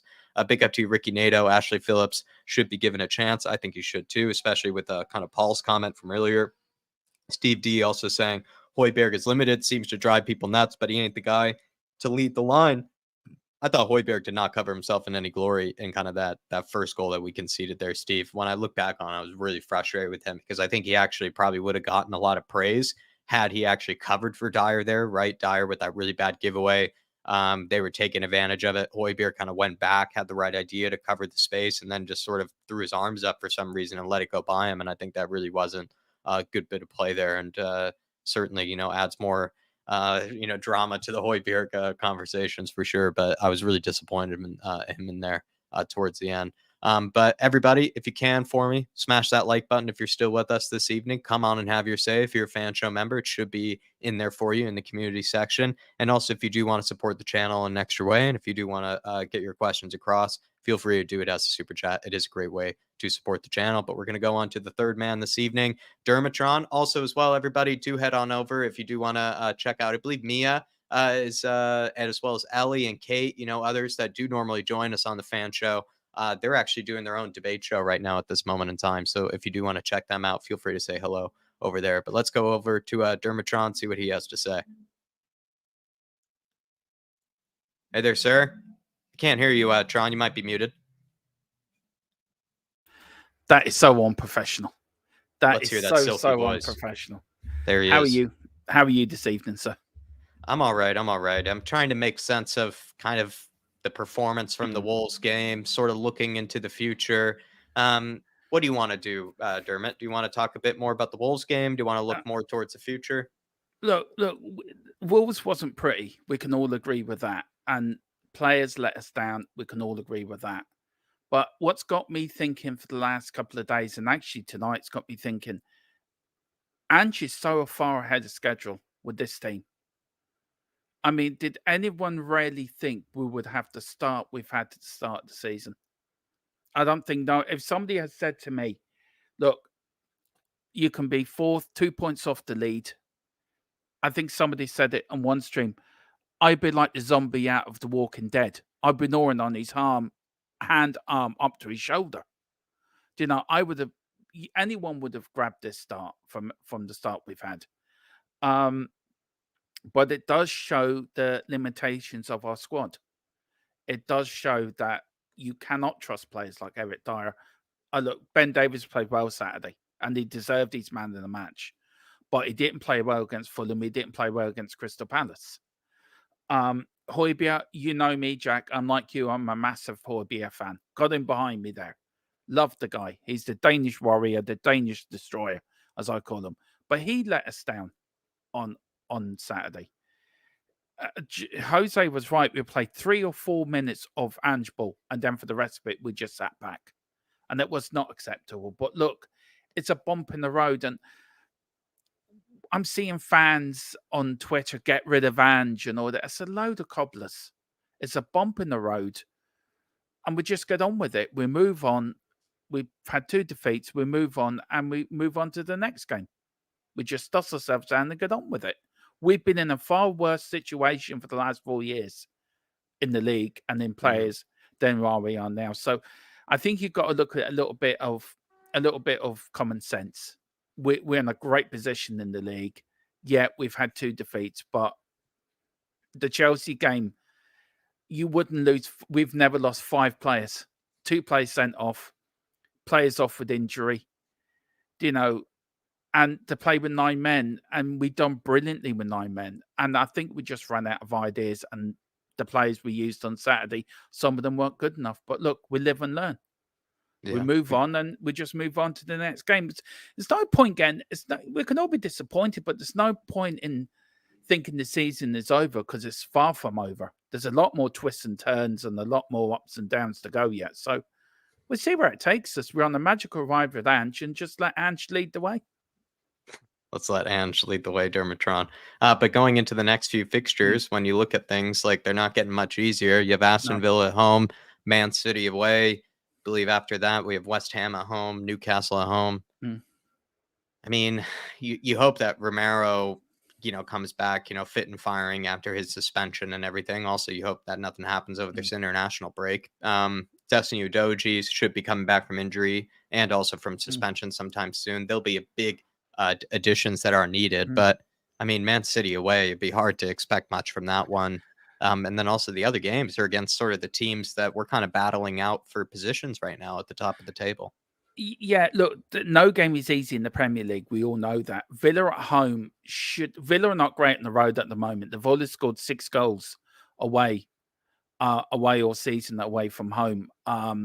So look, it's not an easy game. Villa are a good side. They're playing well at the moment.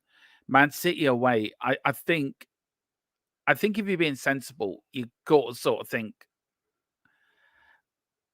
look, we're not going to win that game. Man City are playing unbelievable football. We look on Sunday against Chelsea, their defense isn't great. And they went into that game not conceding a goal, not losing against Chelsea, I think, the last 7 or 8 games, and they conceded 4. So if we can just play the way Ange wants us to play, I think we'll be all right. But there's no easy games coming up, and I think we've got to take it one game at a time. There's no point looking ahead. We've just got to take it one game at a time. That's all we can do. And till the players come back. And it's great that Van der Ven doesn't need surgery, which is absolutely fantastic news. So that sort of, he comes back quicker. So we just have to see what happens. Take it a game at a time, and just that's all we can do. Villa are a good side. Let's not get ahead of ourselves. Villa are a very good side, and they're up in that league for a reason, because they're a good side. So it's going to be a tricky game, that. But I think it's a game we should win. But it's going to be a tricky game. Yeah, definitely going to be a tricky game. But Dermatron, would you expect Ange to make any sort of changes after what's just happened? Do you feel like he now should go with an Ashley Phillips or some sort of change of some kind? Maybe drop a Højbjerg, maybe think about dropping Basuma. I guess there's maybe some question marks about him kind of maybe falling off the boil a little bit, at least from Jose from earlier. I feel like Basuma might be a bit harsh, but do you feel like Ange needs to make changes of some kind? I think that I was calling for him to start the kids on Saturday. I was him put Ashley Phillips and Dorrington in the back too. I was calling that, and I was shouting. I was on my own channel. I was saying that should happen. He needs to put Phillips in there. Put him with Davis. I would say don't put him with Dyer, because Dyer is just dreadful. Basuma suspended for the Villa game anyway, so he's going to be missing. So you're going to have to make a change in midfield. So I don't know if you put a Bentancur in there with a Højbjerg and a Papasar as a 3. He's not going to change his system, so that's the 3 I would start with. I'll put in there with Lo Celso for Højbjerg. That's another option. We really missed the creative player in that middle of the park Saturday. And that's why I would do. I'll probably put Phillips in for Dyer and Lo Celso in for Højbjerg. And so Basuma's suspended anyway, so I think it's probably come at the right time for him to miss a game anyway, to give himself a rest. So I think maybe it's worked out in a good way. Maybe this is a blessing in disguise. You're on mute. You're on mute, Jack. Sorry, Tron. I hope we That's have a blessing in disguise or some Yeah. sort of door that opens, like Jose brought up in his in his prediction video. Look, But I don't it's think. hard Look, to it's hard to find one. it is hard to find one, but look, we've been in worse spots before with this team. We've been in worse positions. We've been down in the dumps with previous managers, and we had such a brilliant start to the season. I think a lot of us got our thoughts, our hopes up too high, and we've just been brought down with a little bang. But we always knew there'd be bumps in the road. January's now become very important about getting some players in. And we have to take it from there. This season was always going to be season of building for next season. But look, we're in the Champions League fight. We're still within the top 4. We're only 2 points off Man City. We've got the FA Cup to come. Look, it's not all doom and gloom, and we should all be quite quietly optimistic for a good start, for great rest of the season. And as I said at the start, if somebody has said to us, you'd be 2 points off the top of the league by the 12th game of the season, you, me, everyone in the chat would have grabbed somebody's hand off for that. We would have said, yeah, we'd take that. And to have the best start since 60-61, look at the positives. We can all look at the negatives. We can all say this player was shit, that player was shit. It's still doom and gloom. Let's try to look at the positives. Take the positive out of the negative and move on. Because if you look at the start, if you look at the way we're playing, if you look at the players that we've brought in, it's been wonderful. And we've got our Tottenham back. So let's not all get down doom and gloom. We can continue. We will continue. The rest of the season's going to be fine. So look, it's a bump in the road. We'll get over it and we'll move on. Let's hope that we do that, Tron. But let me find another way to knock you down somehow to get you to not feel as confident. Right? David Ornstein released something, right, in sort of the transfer news outlets saying that Spurs are expected not expected to spend that much this winter window, and yet people like Dave, right, want a striker, plenty want a center back, maybe some other positions too. Is that something that worries you? Do you really believe much of it, that maybe the Spurs aren't going to spend? And this is the thing, maybe we won't spend much, but there are a few positions we do need. Yeah, there is. Well, I did confirm it earlier. I've been all over this the last couple of days with my source and the person that I use for my news, who, to be fair to him, has got more right than wrong. So I trust him with my life. And he said to me, Tottenham will have to sell before they buy in January. That's what they're looking at. No, there's load more that I can't say at the moment because I've agreed to an NDA. But there is loads more I've been given. But we have to sell before we buy in January, and that worries me. Mm-hmm. That really worries me. But look, I was thinking about it also tonight. We've got Bentancur and Kulu in on loan to buys in January. Maybe we'll do something like that again. I think we'll get a centre back and a striker in. We're looking at an Argentinian striker, the Mexican international, Santiago, who plays for Feyenoord. And we're also looking at a Juventus left winger as well. 20-year-old, used to play for Chelsea's youth team before he went to Juventus. So we're looking at both of them for January. But that's what I've heard. That's what I heard, that we have to sell before we buy. So, and it's not very confident. It's not looking good. But look, we've been here before, Jack. You know that. Who do you think we can get rid of this January then, Dermot? Like, how do we fix that problem? Who can we get rid of this January? Well, I know Fulham are interested in Højbjerg. I can't see it happening, but they are interested. They're looking at other midfielders as well. Bayern Munich, apparently, this is only a rumor. Right, the Dyer rumor. That was brilliant. I mean, either Tuchel has had brain fade, or Harry Kane is telling Tuchel he's the best defender in the world. It is the furthest away if he were to go to another top 5 league team. It is the furthest way he could possibly go. Would be over to Germany. Maybe maybe the Ukraine, and those are kind of out of the question. But I mean, Bayern, if they want Eric Dyer, at the end of the day, no matter how ridiculous that sounds as a rumor, whoever takes him, I mean, I'd be happy for them to do it because they're doing us a favor. Yeah, I feel like in the case of Højbjerg, a lot of people probably he's such a divisive person, Højbjerg, but a lot of people probably do want him to leave this January. I don't know if I see it happening just because I he don't. seems to be Ange's most trusted substitute at the moment. He's actually taken off the bench more than anybody else. He's used more than other people. It does, Jack, and I want him to stay because I think he can do a job for us. I mean, look at Chelsea. He done a brilliant job for us against Chelsea. All right, he didn't have his best game Saturday, but when he has come on, he's done a job for us. He has whatever Ange has asked him to do, he's do. He hasn't complained. He hasn't moaned. He hasn't gone to the Danish press and slagged the team off. Seriously, if you look at other players that go to their national press and slag the team off over or slag international break. Over the international break, he is a player that is a brilliant professional, comes in, does his job, and does to the best of his ability. He knows on Saturday he wasn't good enough. He will know that himself. And so was most of them. Eric Dyer probably thought he had a blinder, but we all know he's a bit loose in the head. He's a few shillings short of a dollar. Can he have a blinder at home? If could there be a big difference maybe in sort of the play? Like now that they have this international break going into Aston Villa, it's a tough team, but maybe there's now a bit of a sort of, they kind of got a kick in the rear to a degree where they kind of have to get back into gear. They have to sort of pick themselves up. Even if we don't have all of our best players to pick from, it'd be 3 defeats in a row, right? Yeah. Then there would be not really any pressure on Ange, but certainly pressure on Spurs and pressure on Tottenham to start turning it around no matter what the circumstances are. So there is that hope that maybe even players like Dyer can just put in a better performance because they will be at home and there will be pressure on them from the fans. They won't switch off maybe. Yeah, but the problem is, Jack, you can say that about Eric Dyer till you're blue in the face. You can say to him, you can give him so many bollockings. It's not going to make a difference with him. I think it will with Papa Sarr and it will with most of the players. And I think Sonny will. But I think also... Could we move Emerson to center back if he doesn't have confidence in Udoji's coming back? He could think about moving Emerson somewhere. I would put Emerson in centre back. I think he's becoming very good utility player for us.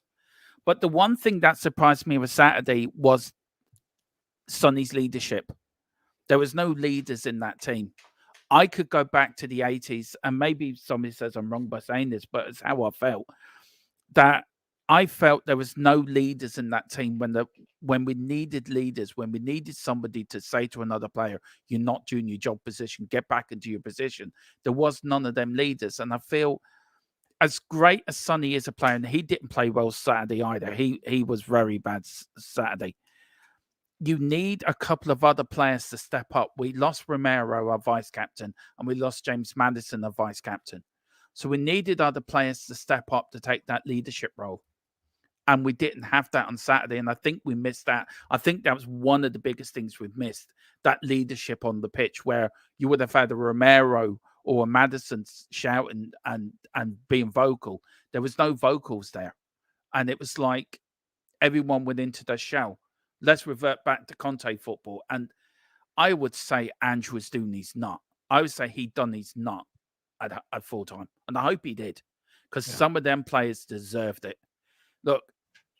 Was he more frustrated probably with players that he usually gets more out of? Players like Basuma, players like Sonny, Kulusevski, sort of those sort of kinds, Pop Sorry, even. I'm not sure, if some of them even had that bad of a game, but he could have expected a bit more of them to really step up. Yeah, I think so. Look, I don't think Basuma had that bad of a game. I just think they were, I think they took him out of the game. Yeah, I think that was more. And fair play to Wolves. Wolves played very well on Saturday. Yeah. And Gary O'Neill's doing a fantastic job there. I rate Gary O'Neill.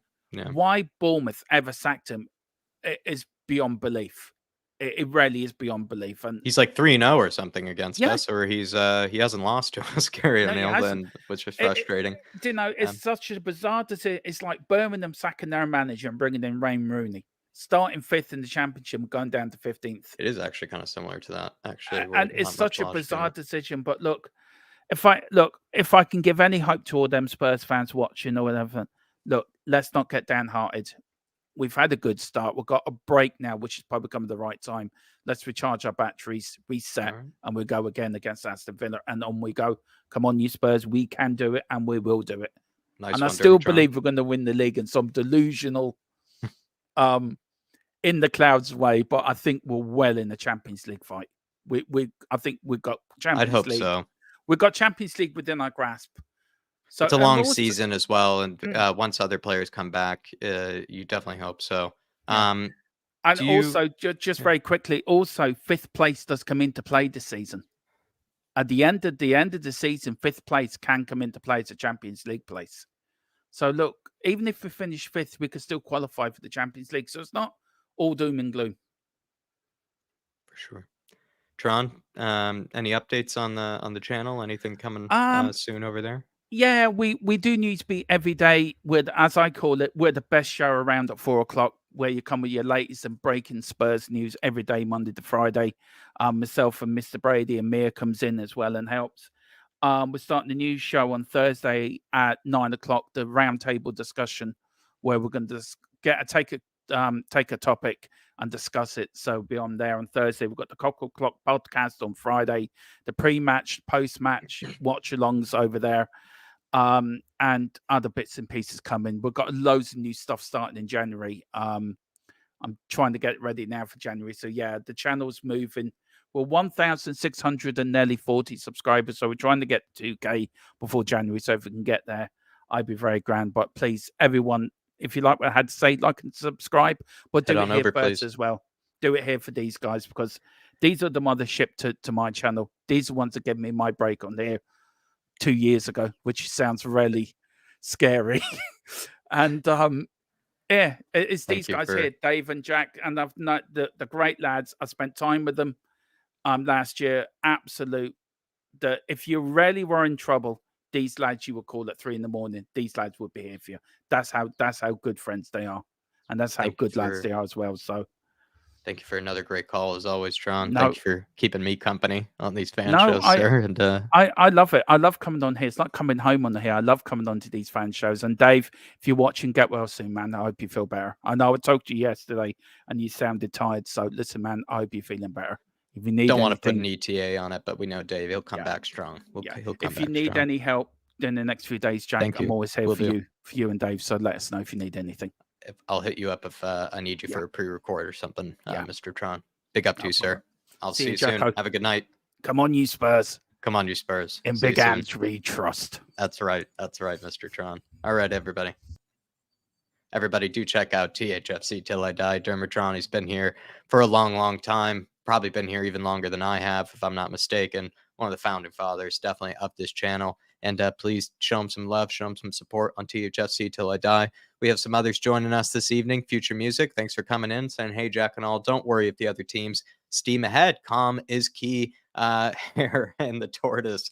We were the hare at first, and now we're going through our tortoise mode, Future Music, and that's completely all right. Like I sort of brought up earlier, if we were to go through a bit of a blip, a bit of a drop in form, it had to happen eventually. Wasn't going to go forever, this sort of type of run, and it was dependent on a healthy team. And right now we don't have a healthy team. We have a lot of injuries, and now the blip is coming. And I'm glad that we had such a convincing start, though, to begin with, to at least give us that confidence that ANGE is the right one, that we are on the right path. But big up to you, Future Music.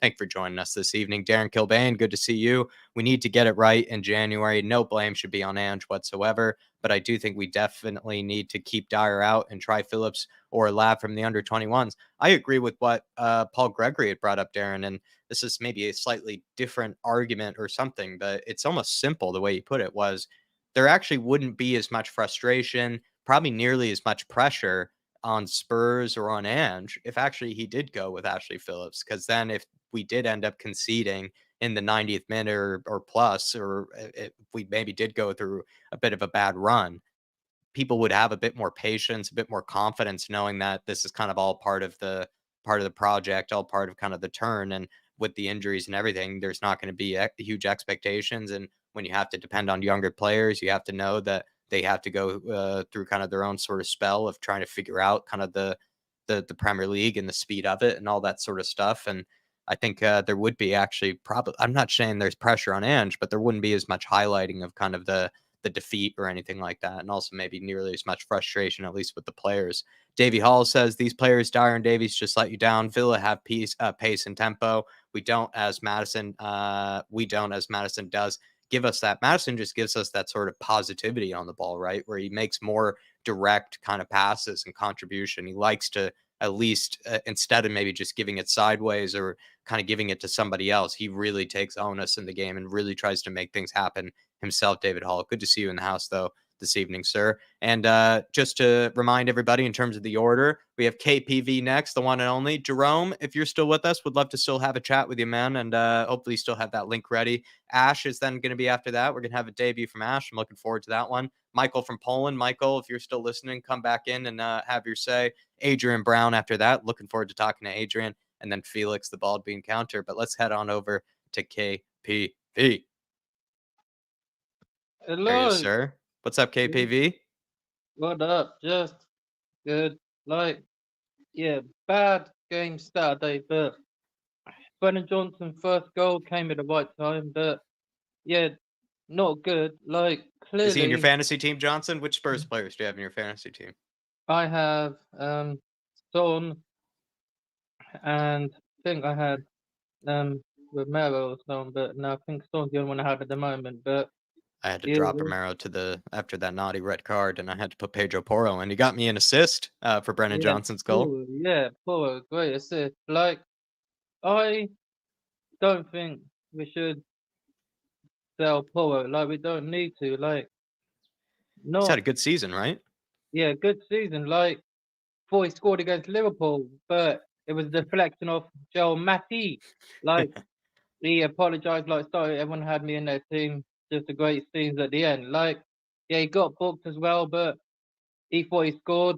Like, scored against United, not this season, but earlier this year. I think it was in April, May. Scored a stunner. Like, yeah, De Gea couldn't stop it, like his Spanish teammate. But yeah, he's done pretty good and doing great as well. But we don't need to replace him. Like, if he was to be injured, then we bring someone in. So yeah, What's your winter window wish list then, KPV? Who do you want? Center back, striker? What do you think Spurs need? need probably a striker now that Richie's out injured. Like, I hear he's wanted by Saudi clubs, but nah, go abroad somewhere and stay in Europe, like Bayern Munich or Real Madrid. Like, he said he would love to play for Real Madrid and get him to link up with Rodrigo and Vinicius Jr. Like, That'd be dream scenario for everybody. the Brazilian trio, man. Get him to link up with them because that's not a bad idea. Like, yeah, why not? Get him to link up with those two and the Would Brazilian love that. trio. Then we'll see who is the best Brazilian trio. But Arsenal have probably, yeah, a few Brazilian players. They got the Gabriels. Like, they got all three Gabriels. But we'll see what the best Brazilian trio is. But go Real Madrid, man, not Saudi, because Would you sell Richie this January, KPV? Do you think the road is up? His time is up with Spurs? I'll probably say his time is up, but he only scored, I think, 2 Premier League goals. One was at Anfield in April this year, and then one was against Sheffield United in stoppage time when I think there was 12 minutes added on. We scored 2 in stoppage time, and him and Cooley scored. So, but yeah, he said he wants to still play because he has a contract with us until God knows 2020 something. So he wants to fight for his place and score goals because, as I've said many times, when Kane was out injured, Son was the main man. Son banged the goals in, and that was under Poch. So yeah, like, maybe he'll come good. Like, yeah, but the game against Chelsea not great. Like, that was never a penalty.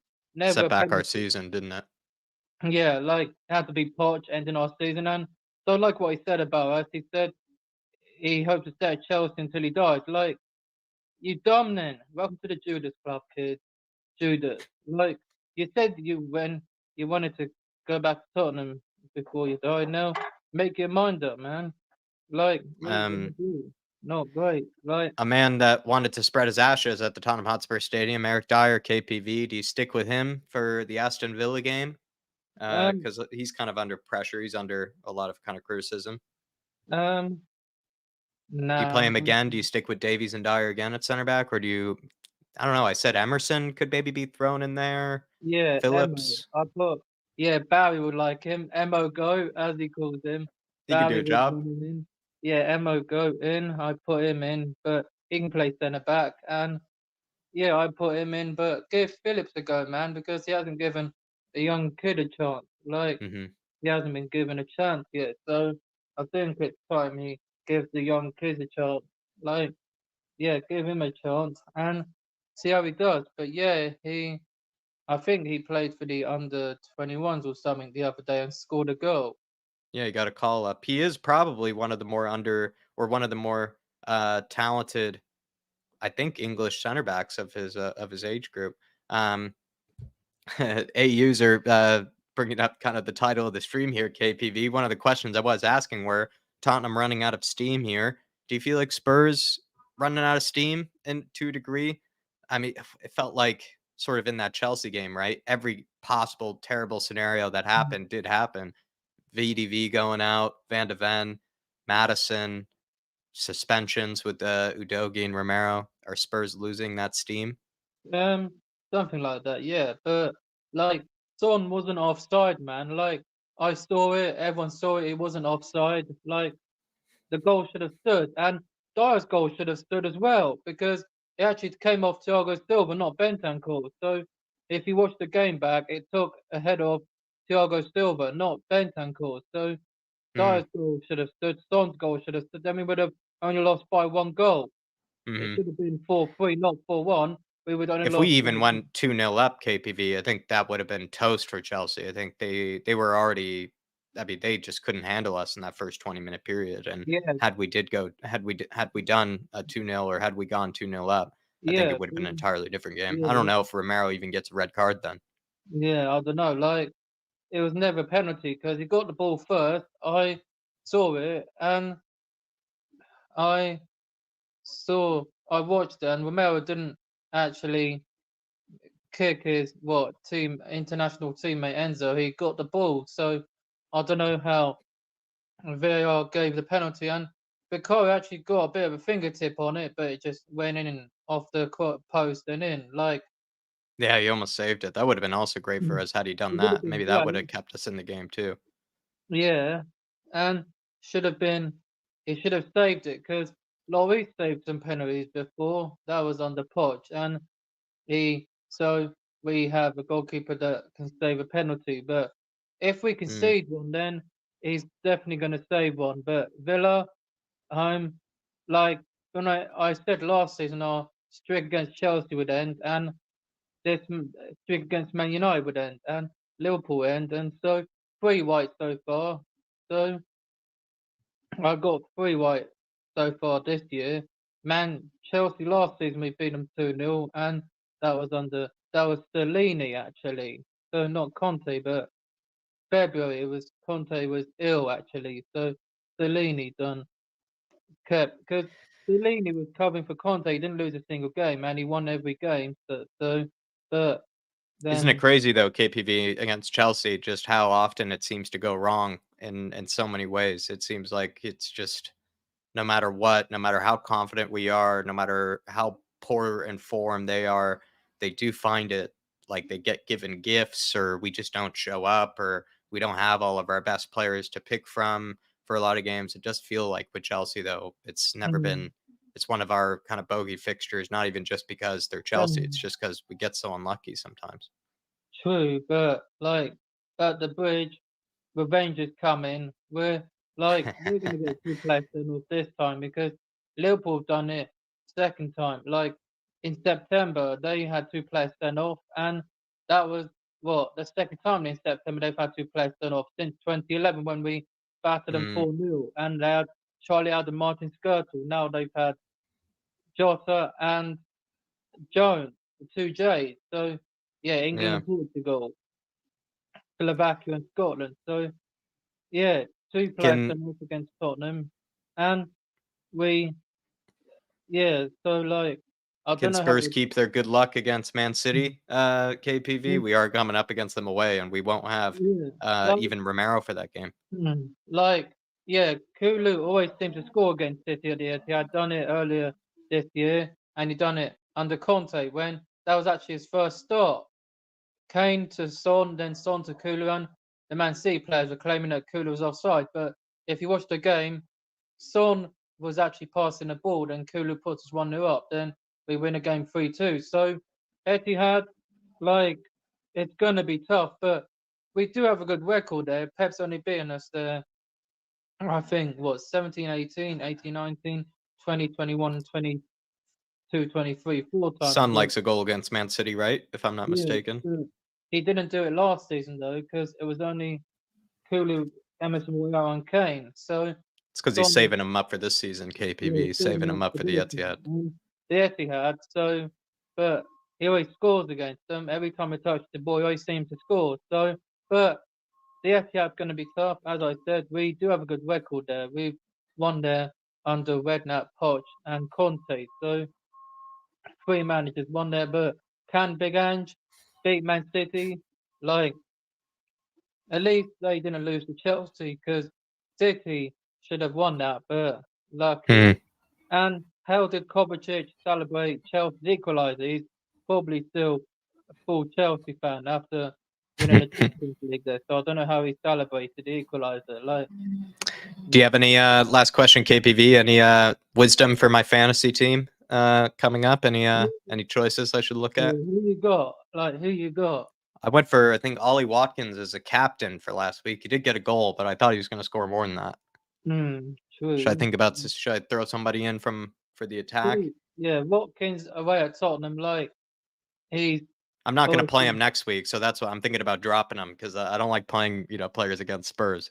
Yeah, play him. Like, when we had the Villa on the opening day, 2019-20, I had 3 Spurs players, 3 Villa players, and yeah, I had 3 of them. I had 3 of those players when that was under Poch, and I had 3. And Kane couldn't stop scoring in August. That was 2019 he scored, but we won 3-1, I think, at home to Villa. That was when, Ndombele scored, but they beat us 2 times at the new stadium under, Dean Smith and under this man who has not lost a game against us. So, but Big Ange is in town and he's going to end Emery's winning streak against us, and it's ending. Big Ange is in town. He's in town. We're gonna, but I've given up making predictions this season, as Gary Lineker said in the Champions League semi-final 2019. I've given up making predictions. So, but hopefully we can stop them because they're going to do it 2 seasons in a row, beating us at our new stadium. But they're like, hopefully they won't do it because they've only won there twice. And but the good news is Bale returned to Tottenham against Chelsea, and he said it was the best club he's ever been at. So he's wished us good luck, and he would do brilliant in Ange's system. He missed us, and 2 former teammates for United, Bale and Sandro, the beast, Sandro, he would do brilliant in this team. And someone who knows something about scoring against Man United, and someone who knows something about winning at Old Trafford. So, like, Sandro scored one of my favorite ever goals against Man United. Yeah, you're absolutely right. Lane. Yeah, that was under AVB where we drew 2-2. And so at least Man United couldn't beat us in Sir Alex's final season and David Moyes.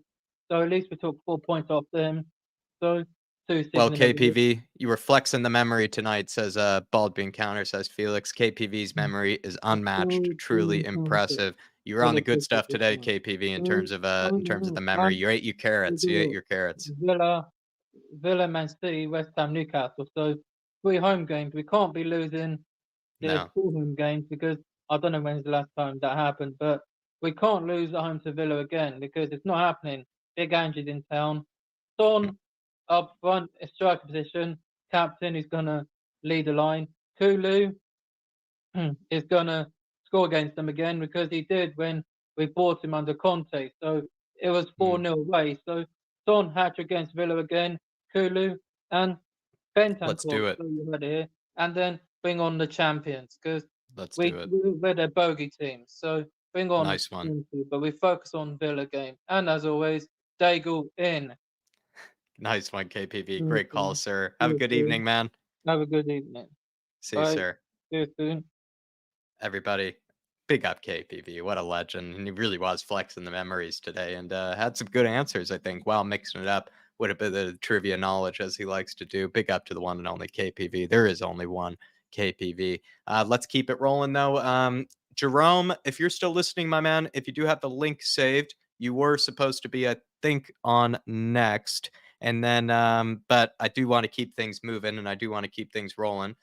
So I could sort of just put you right after the next guest here. We are going to have a debut from Ash. Looking forward to that. But if you do want to put yourself right after Ash, you definitely can do that because you were supposed to be after KPV. Then we were supposed to have Michael. Michael, don't see you anymore in the back end. Again, you definitely can keep your spot. Always welcome to pop in, reserve your spot, then come back in later. But if you don't show up, then it would be Adrian Brown after that. So at least for the people that are in the back end right now, it is Ash, Adrian Brown, and then Felix, and then Shawnee after that. So let's head on over to Ash, see what she has to say. Hey, Ash. Hi, can you hear me? I can hear you just fine. Sounding great. How are you? I'm all right. It's been a bad week, but Well, I hope I can make it better with at least giving you some Spurs therapy of some kind. Do you want to look towards the future? Do you want to talk a bit about yeah, that I Wolves I result? actually I kind of want to disagree with Jose, what he Go was saying ahead. earlier. Um, so basically, I think that we don't think about what we miss with Romero in terms of starting the play and with passing. So sometimes VDV, Romero, and Vicario will pass the ball to each other like almost 20 times before they find that crucial pass that sort of unlocks the midfield. So it is Right. like, I'm not saying our midfield had a great day, they didn't. But I do think that part of it is because we didn't have that the, the initial play itself. We didn't have it sorted out, and you know what happens when Romero and VDV do that is that oftentimes we find a key pass that sort of unlocks our midfield, and then we look dangerous when we go forward, but also when we always have the ball in our possession, and so we have Mhm. control over the game. So we can wait until we find that proper pass. And I think that Romero with and VDV do a better job controlling it between themselves, you're kind of saying. yeah, Yeah. so with Dyer and Davies, what was happening is they would just find the easiest pass, or they would pass to a midfielder and they would be under pressure and lose the ball, and then Wolves would be at us again. So I do think that we don't give them enough credit for what they do going forward rather than what they do defensively for us, especially Romero. Um, Mm, so I do think there's that, and I don't know if anyone else has seen the Colanta View interview that Bissouma did. It's in French, so I don't think a lot of people would have seen it. But one thing that Bissouma said was that in African players often are seen as lacking positional sense or mm, tactical sense. But actually, the reason for that is that in Mali, his training, he got all the training in the techniques, passing, dribbling, all of that. But nobody taught him tactics. And so when he came to France, when he came to Lille, what it was really hard for him to stay in his position because mm. he would just go where the ball is. And in Ange ball, that's allowed. Like if Basuma or Madison get out of position, Udogi comes in and takes their position. Udogi is missing in the Mm-hmm. Wolves game. Nobody to do that. So Bissouma can't leave his position. And that's his strength, right? The That ability to do he that all freedom, clear. right? Everybody says free Yeah. Basuma. Yeah, so like the ability to go into a space because it's empty, even if it's not his position. And the same for Matters. That we lost that ability with the absence of Udogi and the absence of Romero to start the play. So I do think that that's what sort of that also strangled the midfield a bit. I mean, there are other reasons, but and I do think that Basuma had an off game, and I was a little angry with him for getting the yellow card. But apart from that, I do think that there is something to be said for like the forward play that the defenders do.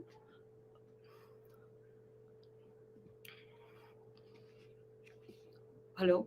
Sorry. I muted myself, Ash. Sorry. And I was just also texting back Michael, who's come back. Michael, by the way, if in case you missed my message, Jerome was supposed to be next, and then he would come in after Ash here. And then if he doesn't, then Michael, you would be next, by the way, just so get yourself ready. But Ash, really, actually, fabulous tactical insight so far. Do you feel like, I don't know if I'm going to take you off course of your original, thought, but Gary O'Neill has had some success against us in the past. Do you think Wolves did anything in particular? Did they target like certain players or something like that to take him out of the game? I Do you think think? they won the second ball. Like they kept. Our system doesn't just depend on us progressing. It also depends on us winning the second ball, making the recovery, starting the play up again. And every time we tried to do that, Bulls were winning that second ball, getting back a possession. So we weren't able to dominate the game in that sense. That press was missing, and I think that that was because the players were at us because they sort of scented the weakness, and Hmm. because especially because Dyer and Davies kept going further back, and so we couldn't crowd the midfield. And it just, one thing sort of like, it was a domino effecting, and we just Hmm. kept getting pushed further and further back. So I do think that Wolves did that really well, and I think they do that really well in general. Like, they press really well without the ball, and I think that that wins them games when they go on the counter. Of course, with us, it wasn't so much as counter as the second half was a lot them. But And really great answers, I must say, so far. And another one I have, and again, if you have another sort of opinion at some stage, feel free to take us any direction. But maybe a difficult question to ask one here is, on the case of certain players that we kind of need to step up, right, in these games, right? You obviously maybe know Dave and I by now, we don't have a lot of confidence in players like Dyer, and so we weren't really expecting that much. But could players like Sonny, maybe, or even Hoiberg, other players on the pitch, could they have stepped up maybe more than they did on the day? yeah, I definitely, like, I think that Hoiberg, he does a decent job. Like, he's one of those steady Eddie sort of players. He's a great sub, um, but he does have it in him to find a good pass. He's done that for us on a few occasions. He just didn't bring that with him in the Wolves game. Hmm. Um, I so agree. I do think that he could have done just slightly better. And if the defenders are missing and not doing that startup play, then it would, and SAR's too young to be doing that and taking that responsibility, then it should have been Hoiberg who stepped up and said that, I'm the senior player in this team. I should be doing this. I also feel like, with Ange, the reason I trust him is that interview after the Chelsea game where he said, this is how we play. We take those chances. We make the Hmm. adventurous passes. Even if it was 5 men, we would bomb forward or play on the halfway line. Now, if we're doing that, if we're being adventurous, we have to be adventurous with selection as well. So I do think that he has to put some trust in Phillips, because even if we fail, at least it'll be progression for this player.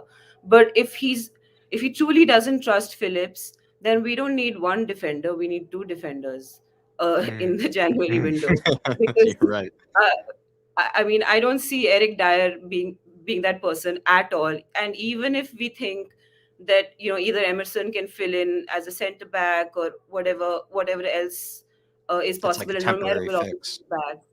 Yeah. But Yeah. And that if would be a Romero gets temporary injured, fix then if we we end up put Emerson losing. there. Yeah. Do you think with Mapin saying, would you prefer Dorrington and Phillips to step up? Do you have a preference between either or? And maybe an extra question to put you under So a bit I've of actually pressure. been Yeah, go watching ahead. the under 21 games because of y'all. So thank you for that. And I have been impressed with Dorrington, but I will say that there's still a shakiness to Dorrington. He isn't ready yet. I mean, he'll get there if he trains with the first team. I do think he should train with the first team, but I do think that, and I haven't seen enough. I I can't. I'm not sure about Phillips yet, because you have to see him play in the first team to actually say something about him. but I do think that Phillips would be my first choice over Dorrington, despite the fact that I do think that in the future Dorrington will might even be a better defender than Phillips. Mm. I feel like what I'm seeing most from Dorrington is that he's very skilled in possession, but does he have the experience necessary to really step in defensively? Like maybe he'd be great in possession, maybe better than Dyer and Davies have been, but would he really be able to handle some of the defensive situations that would be called upon, right? Whereas in the Premier League, players are a lot faster, they are a lot stronger, a lot smarter, and they can finish with, just half an inch of an angle at times. And, is he ready for that sort of thing? Maybe not, but he definitely is ready, I think, in terms of possession for sure. And just to, on kind of, you're saying he needs to be adventurous in his selection. So would you be then disappointed if Ange went with basically the same, back two of Dyer and I Davies the think next time? I think if he played either one of them, I'd still sort of be like, I understand there is no one else. But if he's playing both of them, they're both really slow and they're not helping in terms of possession. I just don't see how they can contribute. Uh, so, but then, Right. yeah, I don't see it. I agree with you, and that's sort of always been my thing with actually Eric Dyer is that it felt like a lot of people always did admit, yeah, he's not fast enough really to be adequate for the Ant system, but then they would say, oh, but he makes up for it for being okay in possession. I've never really actually rated Dyer that much in possession. I think he's not as good as people make him out to be. Yeah, He he's either not takes too. Alderweireld. He's not going to find that cool, pass up forward that someone like Alderweireld would find. He's not that defender. And No. I do think I had a suggestion for a role that Dyer could play. I was looking for Spurs onesies and bibs for my brother's child, and I was thinking, an Eric diarrhea set of bibs and onesies, maybe Oh, diapers, that would be great. It would we're sell out in a missing a trick. second. We'll send it on over So to Daniel Levy. He has actually such a good knack for, finding good Spurs trinkets and like, and everything. That would be perfect. Spurs diarrhea onesie, Spurs diarrhea diapers, and big Eric on the front of it. That's absolutely genius. Not only great tactical knowledge, Ash. Now you're giving good tips for the team store as well. Did you hear the news that Spurs are not expected to spend all that much this winter window? Do you believe those rumors? And what's your thoughts kind of on what we I need actually this winter? I do believe the rumors, and I think that with a striker, I actually, if a real goal scoring striker, no team is going to let them go in January when their own seasons are under like their own seasons are in trouble, or they're working out their own seasons. So I don't see us getting any striker of quality. I mean, I've heard like Jota, etc., thrown around. I don't think we're going to get like a quality striker in Jan. And I would rather that we were building for next season and getting a quality striker in the summer than getting a stopgap now and then not being able to buy that striker in the summer. So I would say that, as long as we get like a top six, top seven finish, even if it's not top five or top four, whatever Champions League becomes, it's fine as long as I can see that they're building something, that there's an aim. So I think that it's fine to wait until summer for a striker or a left winger, depending on what Ange thinks is the missing link. Um, but I do think on the 1st of Jan we need a defender, a centre back. We just it has to happen immediately. We can't be like we'll sell Dyer and then buy one, or any of that. It has to be on the 1st of Jan, because Yeah, we're playing yeah. in Old Trafford also after that. And I think we can beat this United team if we just find someone and get it I'm with you. going. No messing around. It has to be done, ready and sealed by the first. And a lot of people need to have that sort of kind of mentality going into it. I'm also just want to push you on the striker thing because I had made a video a while ago, and I feel like I've kind of stayed a bit quiet about it. I'm kind of in your position where I feel like if the striker we're looking for is more of a higher quality top type tier, might as well just take our time with it. Wait till it's more of a realistic option in the summer, and maybe have to go through just a difficult period of not having a lot of ideal or obvious candidates, right? With what we have in the forward line, because it feels like it's the defense and other areas that we need more, right? Yeah, like what was the point of was that the tall Elise, Vinicius? yeah, When yeah. no, the previous when we had Kane and then Of Spurs Carlos Pep with Vinicius, yeah. Carlos Carlos Vinicius. Vinicius. Uh, we don't need a player like that. He's just going to be deadwood on the bench. So there is no point to getting someone like that, I think. Interesting. And we even have Alejo Valise too, if we really did need a different dynamic, I guess, off the Yeah, and I bench. like Willis. I think that the movement is there. You can see it in the few glimpses then when he comes on. He's a little slow sometimes on the ball. Like if he would react faster, he could have scored a goal in the what game was it? I think it was not Fulham. Stoke City, Luton. maybe. Luton, yeah. Luton, that's right. Or Liverpool, he also could have scored from Pedro Porro's Yeah. cross. I remember he was right on the end of that. You're right. Yeah, so like there have been a few glimpses where you think that at least the movement is right, and that's all you expect from a young player at this point. So Another question though: do you expect maybe changes to the midfield? Højbjerg could be dropped. Basuma was sort of maybe not in the best of form. At least So Jose sort of feels like. Bissouma's not Yeah, going to play, so there will be changes that's right. anyway. Bentancur then comes in, right? Should he come Yeah, in? but I'm just a little worried about Bentancur in the sense that I really rate Bentancur, so I don't want to risk. Like he's just come back from a really big injury, and I really don't want to risk him. And I would rather lose this game and not hurt Bentancur's progress than like lose Bentancur in any way. And the way we play is very physical and it's very True.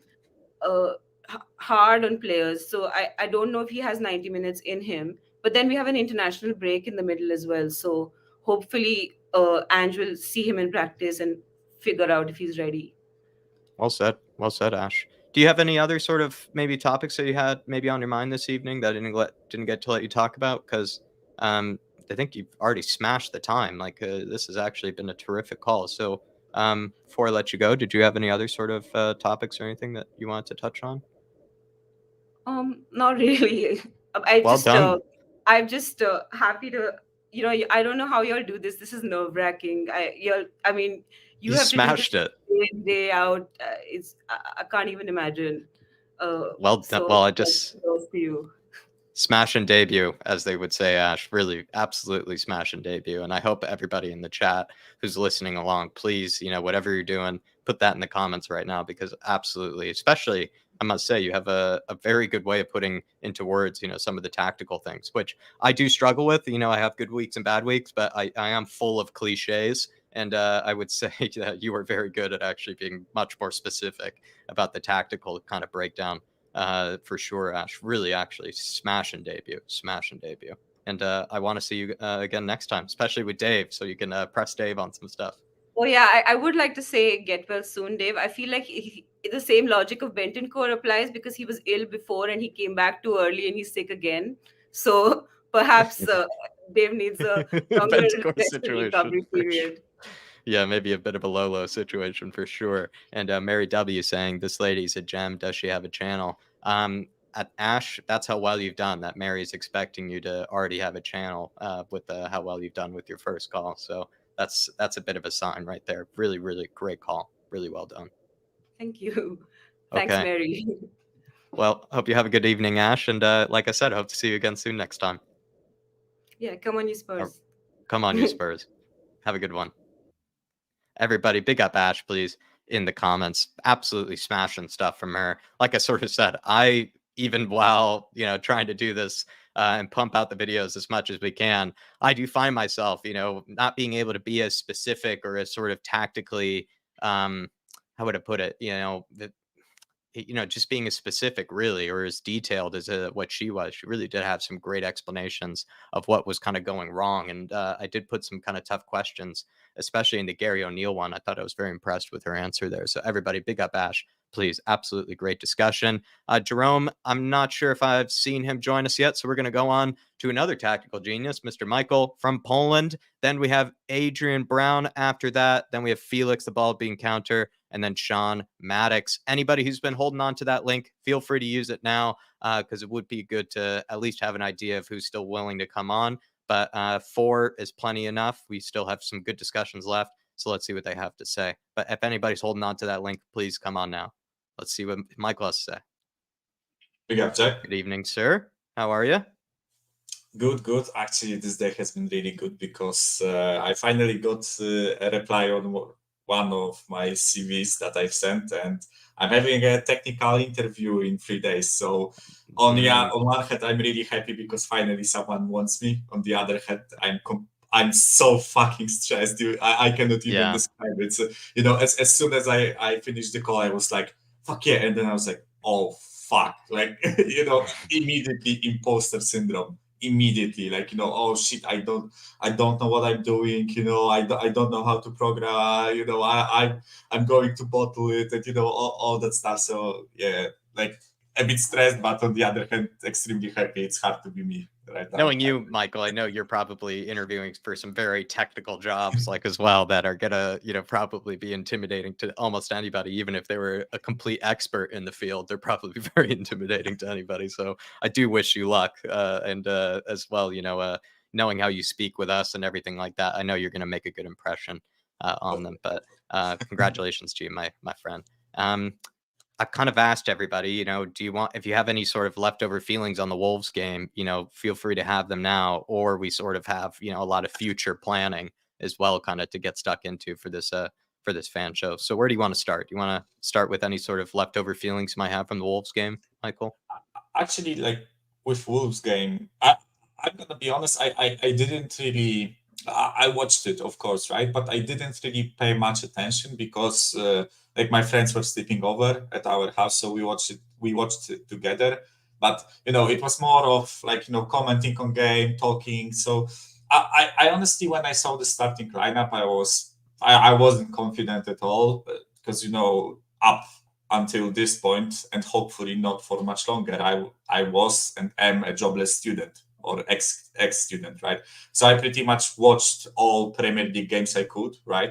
And I watched Wolves a lot. And I before the game, I thought that they are a team that is set up extremely well, and they have a lot of like technical players, but those players aren't like, they aren't top tier. And I don't think that's anything like, bad to say about the team, right? I just feel like they are one of those teams that if you give them chances, they will punish you. If you let them control the game, they will control the game. But when they are met with a better opposition, they won't be good enough to stamp their authority on the game. And I think that exactly happened, right? If we were playing our first 11, I still think it would have been a tough ground to go. But I feel like with Madison, with our backline fully fit, I think we would have been better, and after scoring that first goal, I think we would have scored the second and then just control the game, similarly to what we did with like some other teams like Bournemouth, for example. I don't think Bournemouth are necessarily bad.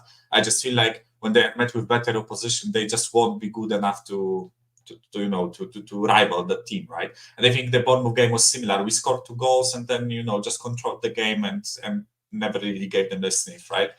So yeah, do you think? Yeah, go on. Like I sort of asked Ash, like in the last one, like Gary O'Neill's had success against us before, and I do rate him as a manager. While we keep saying like, and especially me, like showing a lot of frustration about Dyer and people like that, is there something that maybe Gary O'Neill did? Do you think that really frustrated Spurs? He either took maybe a player out of the game, maybe forced us to play, to a certain part of the pitch, or made somehow, our life more difficult than other managers have? Did you see something? Since you said you already watched Wolves enough, yeah. I think she said something about how they really collapsed on the midfield and kind of won those second balls more than Spurs did. What did you think like Wolves did well? Because, sometimes as, opposition fans, we don't always do that, saying, what the other team did well. So for me, when I looked at our team, right, I think the biggest issue that this team has currently is the fact that we cannot reliably progress the ball from the backline to the midfield. And I feel like if the ball gets to the midfield and midfield has time, they will like move the ball forward and we will be dangerous, like in, when we go on the attacking run, right? So I think what they did really well was basically separate the backline from the midfield. I feel like they never really allowed us to play the ball out of the back, not necessarily by pressing the backline, but by just shutting off the midfield, right? So if we have Romero or Van de Ven in that place, I feel like they have enough quality on the ball to find those maybe more riskier but more accurate passes. Whereas with Dyer and Davis, but especially Dyer, I don't think he possesses the quality to pass. Well, we all know that, right? But he doesn't have the quality to pass the ball accurately out of the back, right? So I feel like there has been a lot of times in that game where we found ourselves just, I called it personally, playing Wok FC. Wok, like, the cooking pan, right? That big cooking pan. So basically we played like that. So it was like left back to left center back, left center back to center back to right back. And we just played this and we never played this, right? And I think that was our biggest issue, that the fact that even though we had possession and we technically had control of the ball, right? We never really had control over the game. So basically Wolves were doing their thing and they were nicking the ball off us, like you said, right? Whenever we tried those more progressive passes to the midfield, they were always winning the second ball. They were always winning those balls, right? And I feel like that's really a strength of Gary O'Neill. When I watched like his Wolves and his Bournemouth last season, I feel like with the limited talent that he has in those teams, he is good at finding strengths of those players and utilizing them, right? So Wolves midfield is really like pace and power, basically. They aren't the most like technical, the most out there, technical, flamboyant, those type of things, right? But they are really good at running. They are really good at pressing. They are good physically in the air and on the pitch, right? And I feel like they utilize those things really, really well, right? So it's basically it. Honestly, Jack, I'm not even disappointed that we lost because I kind of expected it. And when that 90th minute mark was coming and we still were in the lead, I honestly, I had the same feeling I had in the previous season, which was even though we are in the lead, I was never confident that this league will be done to, right? Totally. It was just it. I turned to my friend and said, like in the 80th minute, I think we are drawing this. And he was like, yeah, probably, right? He watches a lot of football too, right? He was like, yeah, probably, like they are pressing you a lot, etc., right? And when they scored the first one, right, to equalize it, I literally looked. I think the camera panned to Dyer and Davis, and I showed I've seen them shitting bricks, right? And I've seen this plenty of times, and I feel like they just completely lost their cool, which they had up until we conceded. Right? People actually don't mention that. Actually, they did really start to look a lot more nervous, especially in Dyer. Remember, he did look like he wasn't even able to try to play, actually out of the back. He did just start kind of playing errant passes and going a bit astray. The reason I might disagree with you why I was actually frustrated was because we had played poorly and we had gotten to the 90th minute. So just see it out, just win the game. So many teams I've seen, even Man United, for example, recently, they are playing, I would say, not that convincingly, but they are getting they're getting over the line sometimes and just playing terribly. And that's where I was just a little frustrated. It was like, we at least got to the 90th minute, despite probably not even deserving to get there 1-0. So let's just finish out this game, lads. And that's where I was just confused that we looked more and more and more nervous and just couldn't.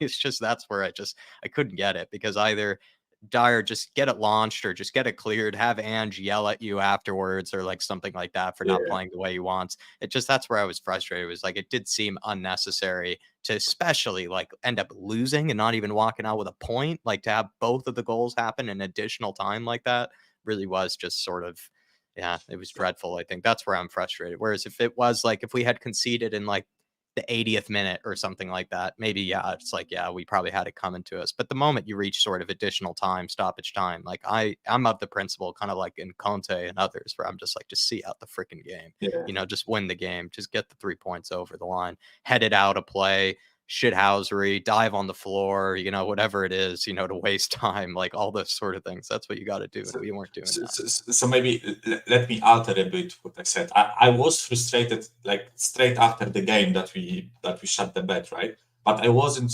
frustrated like in general because I kind of expected us to either draw or lose that game, right? So when we approached that game, when we scored early, I was like first 10 minutes, I was actually positively shocked at how we played. But then we started gaining control. And I kid you not, when the first half finished, I was like already feeling it that my like prediction before the game was actually correct, right? That we are probably not going to lose this game because it didn't look like we are scoring. And 1-0 scoreline with Dyer and Davis at the back end always screams to me that we are going to either draw or lose this, right?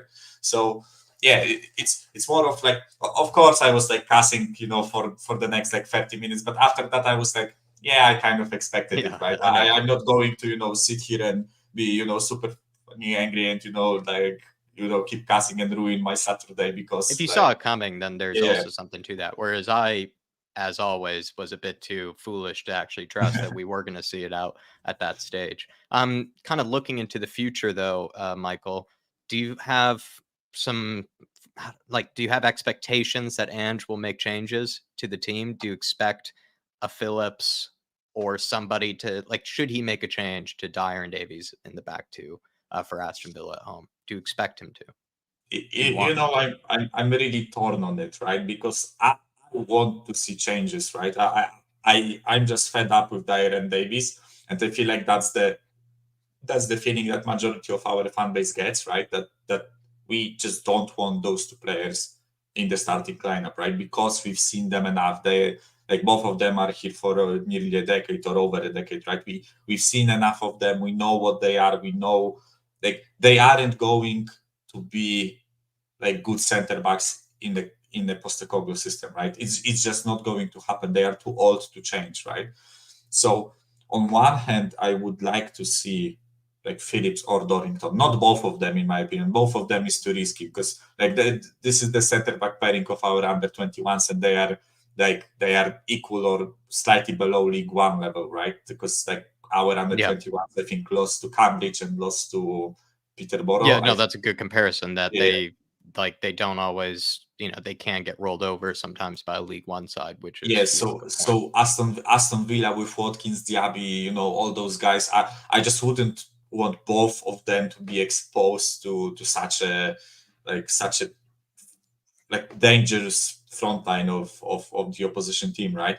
But one of them I would be open to, but I actually think that the backline will be the same, just Udogie over Royal, if he's fit, of course, because we have those new news that he was withdrawn from the Italy national team, right? So let's see if he's fit, but I think if Udogie is fit to play, then he will play. But one change I think will happen is that we will change the midfield a bit. I just feel like with how we played during that game, I feel like it will either be Lo Celso coming on for someone, or Bentancur maybe if he's like fit enough to play 90. Because I feel like for the previous 3 games that he featured in, I don't think he was fit enough to play 90 minutes. And you could see it on the pitch that he wasn't really up to speed. And sometimes, even though he did a lot of progressive carrying with the ball, his passing was okay, I feel like sometimes physically he wasn't really up to that point, right? But the Villa game will be in 2 weeks, so during that 2 and weeks, he's on international break right now, where he can get more minutes. And this is actually this is funny enough the time when you do want international break for a player, because you can just pick up minutes, get more kind of experience into him to kind of get back into the real sort of flow and get a sharpness back. Lo Celso I could see come into the lineup also because Basuma picked up that yellow card, so I keep forgetting, but he will be missing that game, and that is a huge loss in a way. So there would have to be some changes made. Yeah, I think it will be Højbjerg and Sar, right? I don't think those two will get dropped, even though I didn't like Højbjerg's performance against Wolves, right? And I think it will be Bentancur or Lo Celso in front of them. And I just hope that Sar doesn't have to play this like pseudo 10, whatever we try to do at Wolves. I feel like he might be in the future, but right now I don't feel like he's advanced enough, like in his overall play to have such a high burden on his shoulders, right? I would rather have, honestly, I know this may sound mental, but I would rather see Højbjerg there than Sar.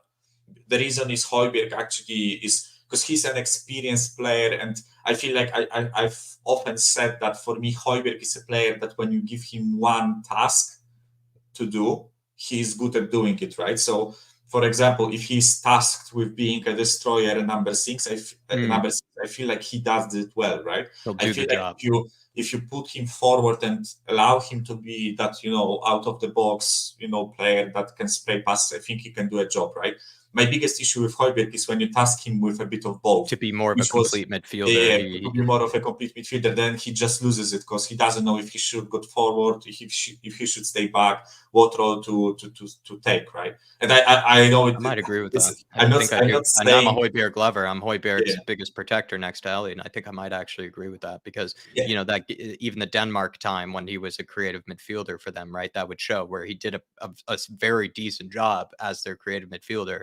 But then if when Spurs use him as a destroying number six, he does a decent job. But the moment we need him to do more than those, or do kind of both, right? He can be inconsistent, and that's a good point, actually. Yeah. So yeah. Again, it's not really that I want to see this like I'm saying like Ange put Højbjerg at 10, right? I'm just saying I would rather see this than Pape Sarr, right? So for me, even though I don't really trust Lo Celso, I feel like at this point, the pecking order for the 10 should be for me like Lo Celso, Bentancur, Højbjerg, Sar, right? Okay. For that number 10 spot. But I think like Højbjerg and Sar should probably both of them should play as a 6, as an 8, right? So that's how I see it. And then the rest of the team will stay the same, right? Last question then, Michael, from myself is kind of on the winter window, and maybe it's a bit of a two-parter, but what do you want this winter window? And then have you seen the news that Spurs might not be spending all that much? So do you believe in that sort of rumor? So that's kind of the other part to it.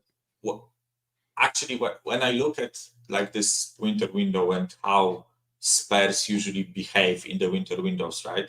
And I think that's kind of a recurring pattern that we usually like buy one player for like around, it used to be like 20 to 30 million. It started like growing a bit, right? So we spent a bit more in the winter window. And I feel like we try to find like, opportunities for loans or loan to buys or some cheap deals. So I feel like first of all the club won't come out and say we will spend 100 million because then you will get literally bent over. You have to spend 100 million. Everyone, right? Yeah, you will have to spend 100 million on Lloyd Kelly, right? But of course I'm like over exaggerating, right? Don't set yourself up too high expectations. Really, good point. Yeah. So I feel like it's actually logical to say like, listen, we don't have too much money to spend. So then when they approach for the deals, they can like have a leverage there. But so maybe let's start with what I wanted, what I think will happen. Sure. What I would want is a center back. Like for me, that's like top priority. And I honestly don't buy this bullshit that we are not looking at center backs. I feel like it would be such an illogical thing to do to not bring a center back, right? Even if Van de Ven is fit by 1st of January, right? We still need a center back because we know that Dyer and Davies are not good enough. And there is a possibility that Dyer will leave, a high possibility that Dyer will leave in the January window, right? So even if we want to claim that we have 4 like senior center backs, one of them will most likely leave. So you still need to fill that gap, right? So for me, like a center back is probably almost a given, and I want a center back. The quality of that player is, depending on how much they want to spend, right? And what I would want to see is one more forward player. Because like if you think about it, Perisic will leave in January, right? I think we already like are kind of agreed with Hajduk Split that he will leave. Correct me if I'm wrong, right? No, I think you're right. So that leaves us with injured Solomon, who will probably like still be injured for like at least 2 months. Hill that we don't really want to play. Kulusevski, Johnson, and Son, and Richarlison, who we don't really know what's going on with him, right? Because like he is injured now, and there are like a magic F-ton of news that Saudi clubs are looking at him, right? So I feel like if Tottenham are offered a good deal, I feel like there is a possibility that Richarlison will leave, right? So for me, I would prioritize centre back. I think that's the most important thing that I would want to see. I think a player that I would want to see brought in. And the second thing, a second player is a forward option, right? Whether it's a striker or a left winger or a right winger, that's up for a debate, right? And I think we are seriously, strongly looking at Jimenez. I don't think there would be so much smoke without a fire. I feel like we are considering him, but I don't think it will happen during January. And there is plenty of things. First of all, it would cost like a lot for a January window. Second of all, I don't feel there is a reason for Jimenez to leave Feyenoord necessarily, because that's my thinking. They are in a European competition and they are like close to the top of the league, right? I know PSV are a bit. No, they have a very good chance of winning another trophy this season. And I think that would be, if I were even in his position, I would sort of finish out on a high note with Feyenoord, then sort of go. And it's also harder sometimes on a player to then come into a team mid-season and make the impact that you're expecting him to. We've seen it done before, but right, is that, setting yourself up for success? Really not always. And so then there's that too. I agree. If we're being realistic, Jimenez is probably more likely for the summer. Yeah, and the third thing is actually that Feyenoord don't really need to sell, right? Because I think he has still like plenty of time on his contract, so it's not like they are closing to that 1 year, half a year gap where the value drops significantly. I feel like they can still wait, right? But one thing positive, because like people may say that we shouldn't leave it to summer because like a lot of clubs will be looking for a striker, right? I actually think when you look at the clubs that can compete financially with Tottenham, there aren't many that are looking for a striker right now. If you actually like think about it, I of course I know there will be clubs that can just buy a player for the sake of buying, right? Inside the top 6, I'd agree. Yeah, when you think of it. I'm not even talking about England. I'm talking like Europe general. Inter have strikers, AC Milan have strikers, Juventus have strikers, Bayern have strikers, Borussia, Atletico, Barca have strikers, right? So the only club for me that will be looking for a striker is Real Madrid, and I feel like, with all due respect to Jimenez, he's not that Galactico type of striker. No, that'd be a risk for them. Yeah, I feel like the Real Madrid fan base wants like their striker to be, I think they're supposed to be getting Mbappe or something. So then, So that's Real Madrid, and in England it's Chelsea and Arsenal, who I think will battle for Tony. And other than that, like I don't really see much competition for a striker in Europe, right? So I actually want to say that if we structure a deal correctly and we do it quick enough, I feel like we'll get Jimenez. Path is clear. Path is clear for Jimenez. And I hope, honestly, I've watched, like, I actually sat down and watched a bit of Feyenoord, and I feel like his movement, his like nose for the goal, his positioning, I feel like we'll make a lot of use of him, and I feel he's like fits this Ange Postecoglou striker type, right? That he can be like a fox in the box, score a shit ton of goals. But I also feel like he's the type of player to drop back a bit sometimes, pick up passes. He's not like the best. He's not Harry Kane and probably never will be, right? Because Harry Kane like league of his own, right? But I feel like he would be like a solid option for us, and I want us to go for him, especially because of his age. I like it, my friend. Yeah. Well, Michael, I'll leave you there, sir. Thank you for keeping me company this evening. Thank you for, as always, a great discussion, and wish you a good rest of your week. And also as well on the job hunt. Best of luck. Is it tomorrow? No. In Friday, I have like Friday, okay. technical interview on Friday, and tomorrow I have like a language interview. So basically, like a 15-minute call where they check if I actually can speak English, right? Okay. Because like I can put it in my resume that I know English, but then usually like. What if they find out that you can only speak English when it comes to Tottenham? So maybe it's only Tottenham questions that they can give you. But I'll get there. Maybe I can send them. They'll the have me clip do of the our- interview. They'll have me do the interview for it. But big up to you, Michael, and really best of luck to you, my man. And I know you'll smash it.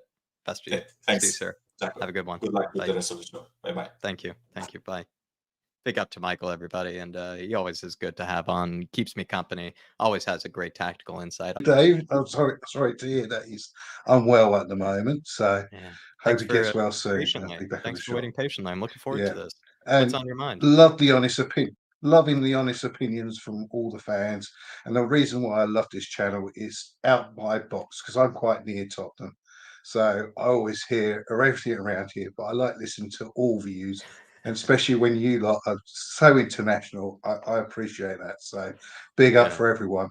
The Yank Okay, opinions so- don't come to Tottenham way. Is about you gotta diversify the opinions. I like it. Very nice of you. Yeah. Very nice I of mean, you. it's great because otherwise it just comes to be the same old, and it's just nice to listen to other Nice people's perspective. views as well. Well, I so wish big up. yeah, it's nice to have this international community for sure. That's very nice of you, Adrian. Well, I've sort of started people off with kind of just asking if they have any sort of leftover feelings or, opinions about the Wolves game. And then also then after that, we have to transition towards some, future planning sort of kind of conversations with the team and whatnot. So what are your thoughts on the Wolves game? Do you have Sure. anything leftover Well, feelings towards it? I commented earlier on the show about basically I felt that Yeah, let me find we that. was doing great in the first few minutes of the game.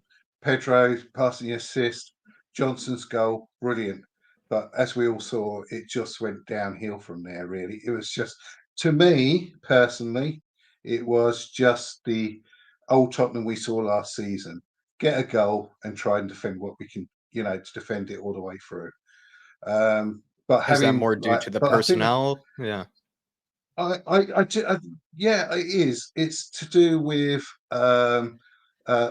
we had a lot of the members from the old season. We brought in a new team almost. I don't want to disrespect any of the other the old team members, but I think you had let's put it this way: you had Dyer Davis, Holberg that came on, and they do tend to play very defensively in their football. It just seemed like the old way, giving it back to the goalkeeper. I mean, it was the first time this season I've seen so many times the ball being passed back. It was getting really frustrating to see this. The And worst kind of flashbacks. yeah, it was. It was very scary at some point. I'm like, this is just the old team I'm watching here. We need something a little bit more, ANGE come in. I bet he was fuming at half time. Get the ball into their half, always into their half, and just put the pressure on them. Otherwise, it's just put pressure on us. And as you saw, right at the last minute, it was like, I think it was like a couple of games like last season where it was just right at the end. And you just think, if they just pushed that little bit more and actually, put it in their second half and give themselves so many chances, it would have been. It's almost like they're asking for it at times, right? Where they do start strong, but then they just sort of take the foot off the gas. And the moment you take the foot off the gas, you are inviting a team to sort of just stay in it. And that's what sort of the problem was, right? Wolves were kind of always within punching distance, and they eventually just finally landed the blows towards the end there. And do you agree with my frustration that once you get to the 90th minute, though, even if you have been playing pretty terribly, like just see out the game, just like dive on the floor, time waste, whatever it was. That's where I was even kind of frustrated too. Was just like, even if we hadn't played that well, we did get to the 90th minute. No, however we did get there. And I was frustrated that we made it look hard work to even waste time, like in like sort of the additional period.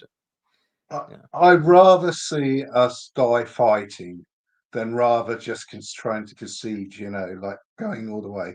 That's why, I'll go with the views. I would have liked to seen the younger players played. Mm. I would like to see Ashley, and is it Dorian or is Yeah, Dorrington. Yeah. Dorrington? So I would have loved to see them.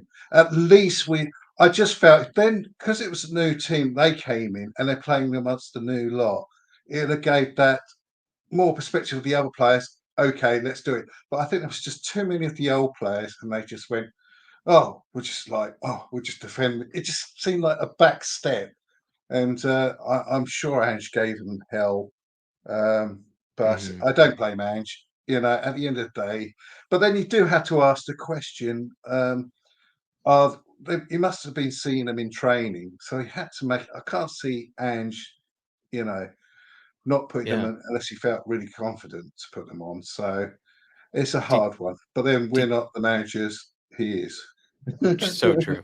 Do you think there would be someone brought up earlier, kind of in the beginning of the show, like yourself here? I think it was Paul Gregory was his name, and he said that there would actually, in his opinion, be less pressure on Ange if he actually did go with Phillips, because everyone would just sort of realize, you know what, it's an under 21.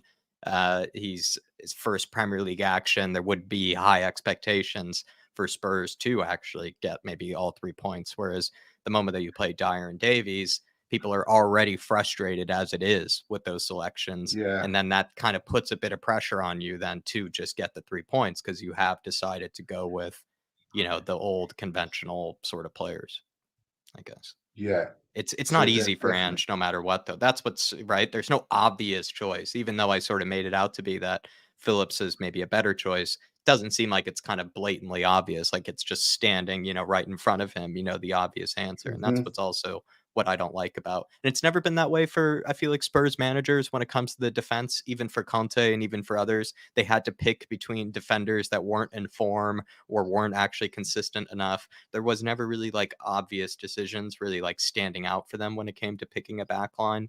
And that's what's also, sad to see is that we still find ourselves It's, not fully it's a confident very about the whole difficult. defense. Yeah, Yeah. I mean, my heart goes out with all the, especially with Madders at the moment being injured. Hmm. We've got VDV. Nobody wants a hamstring injury. It's a nasty injury to have as a football player. But you could see it when he played it. It was sore. It's sore to see it when he was playing. It was the Chelsea match, wasn't it? When he had Hmm. the hamstring and he pulled up. And then we had Romero, and then Udogi being sent off, which was a very frustrating game. But yeah, but I'm still hopeful. Yeah, It's a blip. Let's put it that way. We couldn't expect to go through the whole season with not exactly. losing a game. I know Angie's got that record. Unfortunately, he's lost his record now, hasn't he? For the most wins or draws. Right. So that's gone reset to zero. Unfortunately, don't want to put it out there, but but I already have. But I, yeah, yeah. yeah, it it's I bet he's more annoyed with that, to be honest with you, half the time. But Angie's a person who's Uh-huh. he's with the boys. He looks after them, in my opinion. I agree. And Um, I agree with you and that this blip was, if it were to happen, it was going to happen eventually. It wasn't going to happen in like February or no, something. Like it was going to eventually happen at some stage. And it's almost like as if it was like he had every possible player get injured or suspended basically in one game. So this was yeah, like a very dramatic way for this blip to happen. So maybe we do also have to realize that this is a pretty bad scenario that he finds himself in, and it's not going to be easy no matter what, really. it's So not with the injuries going on at the moment. It is a bit of a scary time at the moment, especially we're coming up with Villa and we've got Man City before the end of the year. They're going to are you like be me that those out. games are at home? So maybe there could be a bit of confidence that like certain players that maybe we'd be, like I said, Dyer could perhaps put in a better performance if he was just in front of his home crowd, where they would be on him, keeping him in check, that type of thing, right? And also the players, they wouldn't want to lose three on the trot, right? And with Aston Villa at No, home, yeah. no. But thinking of last season, I mean, I'm not the biggest fan of Dyer, to be honest with you. I do agree that he doesn't put his body on the line. He's a defender. He should be. it's their job. And I mean, you can see the vast difference between defending between Romero and VDV against Davis and Dyer. It's just, there's a stark difference there. I mean, they go, you can see the passion, they're running for it. With Dyer, I don't feel that. I mean, I'm going to give all dues to Ben Davis. He done a very good job, and he does deserve the man of the match, in my opinion, for filling, some big shoes there now. Yeah, it's gonna. I do think we do need. If we're not going to play the youngsters, then we definitely need to get a defender in the January sales. January transfers, shall I say? Yeah, so we need to get them involved a bit more. I mean, we're putting a lot of investments with our youngsters, so sometimes you've got to just take that risk and hopefully they'll pay off for us. Exactly right. It needs experience. You can't just be on the sideline and not getting that experience. No, They I'm have with to you. go at least play. I mean, even if it was on that day, I'd have been quite happy if it was like 20 minutes, maybe, but I'm sure, it's getting a bit nervy. You've got 20 minutes left. Do you make that decision of putting them, youngsters in that time? It's hard. For most managers, it was a conservative view of it. You wouldn't. I suppose he was 2-1 up or 2-0. Then it's a different scenario. It's also when it's Tottenham Hotspur, such a massive club with massive expectations and just a global fan base and everything, right? It's easier said than done to just throw a kid in there. Whereas sometimes there are clubs like Brighton, clubs, in Italy and the Netherlands and these sort of teams where you develop these younger players and that's where they get their game time. And then they develop that experience and that confidence to then go up a level, maybe to the Premier League. It's not often that sometimes kids are given these debuts and, big sort of introductions, at this sort of level. Usually it's often at, maybe a step or two down, and then they get that sort of call up eventually on. But times like these, desperate scenarios, whoever's willing to step up, no matter the age, if they're ready or if they could do a better job than the other guy, I think that's what you go for. That's what you have to look at it as. Going into this winter window, have you heard some of the rumors that Spurs might not be spending a lot? Do you believe that? Are you hopeful that they do bring in at least a couple of players? Well, previous history will say, I think that's why everybody's grabbing on it, aren't they? Previous history, we don't like really digging now, put our hands in our pockets, especially in the January window. You can understand why it's being grabbed. Everybody's on that train, so to speak. But I think really, if you as a chairman of a club and you're looking at the situation now, we've lost 2 games, and we've lost 4 good players. Well, we've got some players coming back from the red car scenario, but we still got like Maddis out, and then we've got VDV out, 2 of our main crucial players in my opinion. Especially with VDV in the back and Madders in the middle. I mean, he can change the game. I've been so impressed with Madders this season, and coming to join us. It is just literally livened up the whole midfield, and I'm sure Bentancur will do the same. And he just needs a little bit more time. He's a real Spurs midfielder, Madison, isn't he? Right, like because Spurs. Oh, 10, true number 10. I mean, he works the press. He's come in. He's worked all of us, and look how quick he's settled in within the team. Yeah. I mean, like everybody else, I was very sad to see Kane go before the season. But with Madders coming in, I do think he's a breath of fresh air for the team and all, because he can change the game. And this is why I get a bit wary when I see Holberg come in. Because Holberg is the old style. He will always usually pass back. Like Dyer, he programming. Pass back to the gun. Yeah, and it needs to be. Unfortunately, it comes to a situation that you need to, take out the old, bring in the new. It's just evolution in that sort of aspects of it. Did you feel like Spurs did not do enough of that this last summer window, or was it not possible to get it all done, do you think, in kind of the summer window? Do you have some sort of regrets, maybe? I mean, my only regret, I did wish. I mean, I was on the is it grit? Was it grit or gift? Gift. It was gift. Gift That I Orban, wanted to yeah. come in. Yeah. Yeah, gift Orban. I was on that train. I really did want him to come in, but apparently he's not doing great so far this season. So it swings and roundabouts. Maybe he was But pushing you for that know, Spurs move and then got let down. well, this is it. I don't know. It could be the possibility of it. You know, it's just been on the hype train and everything else like that. But with Richarlison, I do feel. Don't get me wrong. I don't want to diss Richarlison. I mean, it's a very difficult job being a striker. Your mentality and the pressure that must be on strikers to put that in Yeah, the it's goal. tough. I mean, I love watching football. I used to be rubbish at football when I used to play as a kid. I was always that kid that when it came to me and I saw that open goal, that the goalie's come out and Oh I yeah. still managed to put it on the side. So Oh yeah.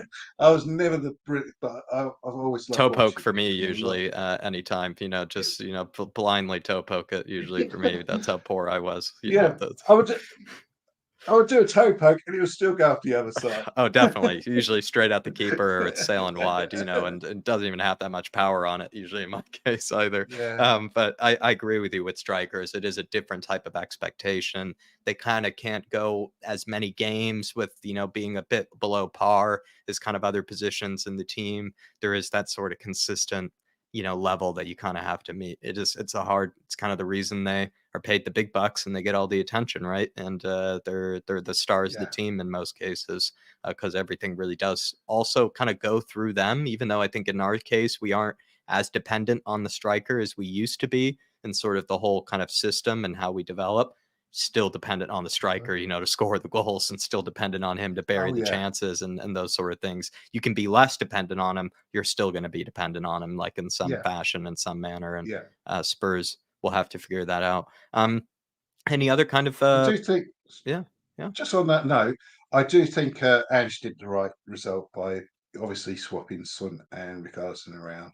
I agree. I mean, there's definitely a much stronger chance for Sun and going through there. And he's done quite well. People don't realise Richarlison has done very well insisting players to put the. He hasn't been selfish. He has. So in a way, he does still play with the team. But unfortunately, football is football, and sometimes you've got to make a rough choice every now and again. One could So I'm argue trying he's to been see an this all from right. a One could argue he's been an yeah. all right 60 million euro impact sub. He's 60 million euro impact sub for us. Maybe that's the case. Yeah, but you've got to perform. You've got to make the performance. That's the only thing when it comes to Richarlison. Yeah. Indeed, indeed. Sorry, Jack. You was going to ask a question.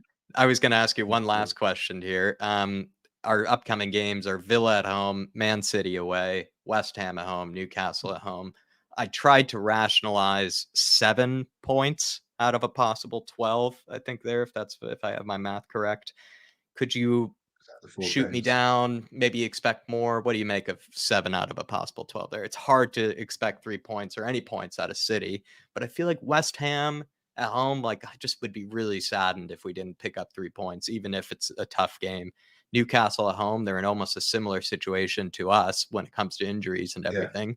And then Aston Villa at home, like I sort of brought up too, like maybe I don't expect us to pick up 3 points or, points in all these games, but I would also be expecting Spurs, they wouldn't want to lose 3 games in a row and then have Man City after that. That would then be 4 games in a row to you potentially lose. So there's a feeling that Sure. we could get, despite these being very intimidating games, Adrian, could 7 points, am I being delusional here to expect that or want that in some way? I think it's possible. I think what we did was it the Chelsea game was home, wasn't we? Mm-hmm. That we lost. So I don't think they want a repeat performance of that. So I'm hoping. Yeah, I mean, it's going to be at home. We've got the advantage, and that's what, like you said, the fans will spur them on. We always will. Try and push them to get every energy and every little bit of ounce out of them. I mean, if you ever go to the stadium, it is absolutely a I have. blinder to be Yeah. there in that atmosphere. I mean, it's I like miss I it. always call it my family. It's a family for me. It's my family. You know, Yeah. Tottenham is my family. If I'm going anywhere else and I see somebody in a Tottenham shirt, I'll be like, if I was going over to New York, Jack. You know, if I see you, I'll be coming up to you and having a chat because I know I can trust you. Because Mm. you know you're a Tottenham. You know, it's like You a little trust a Tottenham fan masonry. for directions. You trust a Tottenham fan Oh, for where the good well, place not to go is. always. Not always. Maybe But what not. I'm saying is we're like a little masonry group. We all look after each other Well as much said. as we possibly can.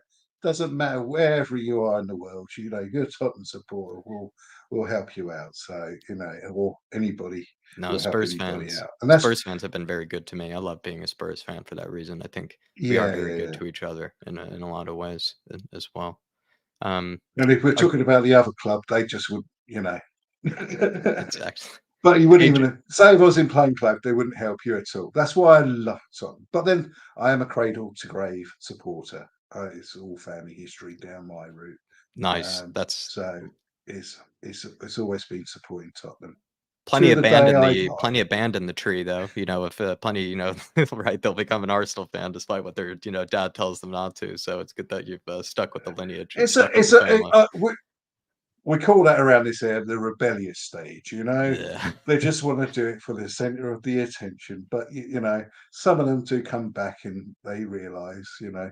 But I'm not nice. saying all, don't you know, I do have good banter with the Arsenal fans every now and again, but they give it back as much as we can give it back to them. That's the beauty of Well said. football. It is part of it. Doesn't matter, Tribalism is fun. you know. Yeah, Yeah, yeah, yeah. I mean, as long as it's not don't get silly or anything, or turn violent or anything like that. It's you know, especially with my work being a bus driver in a depot, so you know the banter goes around with all of the football teams. So you know, you've got to give it, you got to take it. well Simple said. as, Well you said, know. Adrian. It's all So part of the game. they must probably been having fun with me over the last week, but you know, we'll give it back to them again soon, and I'm sure it'll pick up. We just got to get over the January window. I'm always saying the sale because the January sales after Christmas at the moment. So sorry about that. Well, I hope we get a But the Black Friday transfer. deal on some players of some kind, for the January window. That'd be nice. That's what we should do. That's Hope what we we'll get need. some discounts. Like, need to concentrate. Most probably get a loan, or we need to really. I'm hoping that you know any chairman would actually look at the situation of the window transfer. That needs to be a time that we put our hands in our pockets if we go into. I know I'm pretty sure we'll be in the top four, but if we are going to be serious, I think we could still be serious contenders for the top spot. Along they put the money in, and that's the Yeah, problem. But we do know the history in the past, you know. this is true. Like I say, we can Alrighty. only but hope. We can only but Yes. hope. Adrian, Yeah. fantastic call, sir. No Why do I problems. feel like was this a debut? Why do I feel like this wasn't a debut? Have we had you on It is before? I've been writing on the messages. I never knew I how know. to get on the show until I Okay. got told tonight. So it's my Fantastic first time debut, on the show. sir. Just like Um, Ash. Really I killed like it. Smashed I it. like to meet Dave when he's obviously well and better. So Need I that mean, to happen. I always watch you two on the watch along. Sometimes I can't get to the games, or you know, it's great to watch you because you do what I do every time they score a goal, hands in the air, you know, practically, you know, enjoying Yeah. it. So Tomato faced. I just want, yeah, and like I say, I think you're one of the best Tottenham channels around, as Thank you you, sir. include everybody. It's Very just so kind. diverse. All right. Fantastic debut, sir. And Fantastic debut. Really smashed it. I'll And come back on I again will do. when we have a better news next time or And something. we'll get Dave We'll to see grill you. after the window chat. We'll get Yeah, Dave to we'll grill see you after next the time. window. Alrighty. Oh yeah, yeah, yeah. Yeah. I love his straightforward, you know, Yeah. spade is a spade talk, you know. Exactly Anyway, right. all the best Have a now, good night, Jack. Adrian. Thank you for being Will patient and do. everything All the too. best now. Appreciate you. That's all Alrighty. right. No probs. See And you, if sir. just to let you other fans, if they do want to come up here, it is quite easy. And I think you'll You made it I look think easy. a couple of minutes, you forget that you're actually on YouTube and you're just talking to Jack. So all the best now. All the Very best nice now. of you, man. Very nice of you. Have a good night, sir. Have a good night. Come on, you Spurs. Cheers. No. All the best now. Big up to Adrian, everybody. 2 debuts on this evening. Both of them absolutely smashed out of the park, as the Yanks like to say. I really was, very impressed by them because I think it's, I don't know, like they're saying it's easy, but I think it can be hard to come on and have your say in front of people in this sort of fashion. But they made it look very, very easy. Adrian and Ash, absolute credit to them. But we're going to keep it rolling because we do have 2 more guests, and they have been waiting very patiently. I've been having good, long, lengthy chats with everybody, and so these 2 have been waiting very patiently indeed. And we're going to go over to Felix, the ball bean counter. Been waiting to talk to this guy. Hey, long time, Jack. How you been? Dude, I'm doing very well. I'm very well, and it's good to sort of just reconcile over these Wolves games and look into the future, getting some good therapy out of this tonight. What's on your mind, sir? Where do you want to start? You want to start with that Wolves game? Oh, yeah, definitely. Well, firstly, I just want to say hi to Dave. I hope he gets better soon. Hi to everyone in the chat. Great community, as always. Yeah, big up to Chris, your mod, because we always have a nice chat in the chat. So I just want to say hi to him. Chris. Hope you're still listening. I don't know if he's still watching, but hello to him if he still is. Love it. Like, yeah, the Wolves game was a bit bitter, wasn't it? But you know what made me feel better? Going top of the league in the FPL. I was gonna say, at what stage do we bring up the FPL? Because are you back in the thumbnail, or are you going to be back in the thumbnail for next week? Yeah. I'm 15 points clear, Jack. Oh, you had a fabulous week. I haven't checked because doing's really funny. Spurs lost. I had a few bets on the weekend that didn't come through at all. And I had a feeling that my fantasy team wasn't doing very well. So I was like, I don't know if I want to check in on that one, just to. Oh. Did you cut out or did I cut out? Oh, can you hear me? I can hear you. That was my fault. I was saying the bets didn't come through this weekend. Spurs didn't come through this weekend. I was a little nervous to check in on the fantasy team because I had a feeling that wasn't going to come through either. Mate, it started off so badly on the first day for me. All just 1-pointers. I was like, oh my God, this is going to be awful. And then luckily Salah and Haaland came through. Alvarez and Tsimikas, because I took a punt on Tsimikas. So the week before, I took a doggy out and instantly regretted it after I did. I took him out because was he injured or something? The injury risk. But then he ended up starting, and I was like, I wish I kept him in. But then he went off. That's when he got the red card or whatever. And Tsimikas didn't do anything. So I thought, but I just kept him in. And then this week he got 15 points. But anyway, that's FPL for you. It's crazy. Well, I would say everybody become a member, and then you get to join in on the trash talking. Because I got a little ahead of myself the moment I got inside the top 10. Started feeling very, very good. You were doing really well. You were like, I was bragging a lot, and I think I probably got humbled. Very quickly, got sent right back to the gallows. That's the thing. FPL gods come to. Now I've been on here bragging. I'm gonna get slapped down. I'm gonna be down in 10th with you soon, mate. That's what's gonna happen. That's what needs to happen. Need to be put back in our place at some stage. But in terms of I don't know, I've asked maybe 2 people this question tonight, and it's not often that sort of the opposition fans ever do this, but what did maybe Wolves do well that actually caused Spurs problems, right? Because that's also a way to answer the frustrations. Maybe they did something that frustrated. That was one of the, literally, it's funny you said that, because that's literally one of the things I wanted to come on and say, was that, yes, we did not play well, but you have to also give Wolves credit because they did play very well. They played very well. They counter-pressed us very well. They did not stop. They believed in themselves. They were dominating us. They deserved to win the game. We had after the goal, we only had 1 shot on target, I think it was, or something like that. At least in the second half, we had 1 shot. No, you're right. Yeah, it was Lo Celso's, wasn't it, or something like that. Point being is that we had no business winning that game. They were great. They've only lost at home to Liverpool this season. I think they've beaten everyone else at home. They're at home. They're rock solid. So, I mean, losing to Wolves are always a hard game. And we were playing with a second string, we know what it was. So, at the end of the day, it is what it is. No one's happy about it, but I don't think it's a catastrophe. I don't think it's this massive catastrophe. It would be amazing if he'd won the game. To be honest, it would be amazing if we went there and dominated and played the way we usually do. I mean, that would have been quite unexpected. We shouldn't have expected us to go there and play as well as we were before. It's just And I think that's what you're trying to get at, right? Is that Spurs, there wasn't a lot of expectation that we were going to play to the same level. And you're sort of saying that Wolves were actually a lot better than maybe people might thought that, they've been, right? They've been solid at home, and they've probably been unlucky in a lot of occasions, even this season. Oh, definitely. They've been very unlucky on a lot of occasions. They played very, very well. They played very well for not having Neto. And like, they're not a bad team. So I've watched a lot of Wolves games, and they play a lot better than they ever have before. They play a lot more aggressively and everything like that. And we were suffocated. They isolated Son. The counter press was really well. They were like all over us. Not like and not many other teams have really done it like that. And they really took advantage of the fact that we had players like Højbjerg, players like Davies, Dyer, which is like one of the turnovers they got was in the first half. Dyer lost the ball. He did some hospital. He was in the middle. He was like right up to the halfway line. He lost the ball. He tried to make a pass or something, and they turned over and they almost scored. I think Vicario got us out of that one. I'm not sure. But that happened a couple of times with Dyer and Højbjerg, and as a result, I think that affected Bissouma as well. But Bissouma didn't play very well for whatever reason. But other than that, I think Bissouma, to go back to what was earlier on in the conversation, I think Bissouma's been pretty good for us this season. I don't think... I know what he means, okay, some games where he hasn't been as good as usual, but I still think he's literally one of the best players in our team. And hopefully he comes back better after this suspension.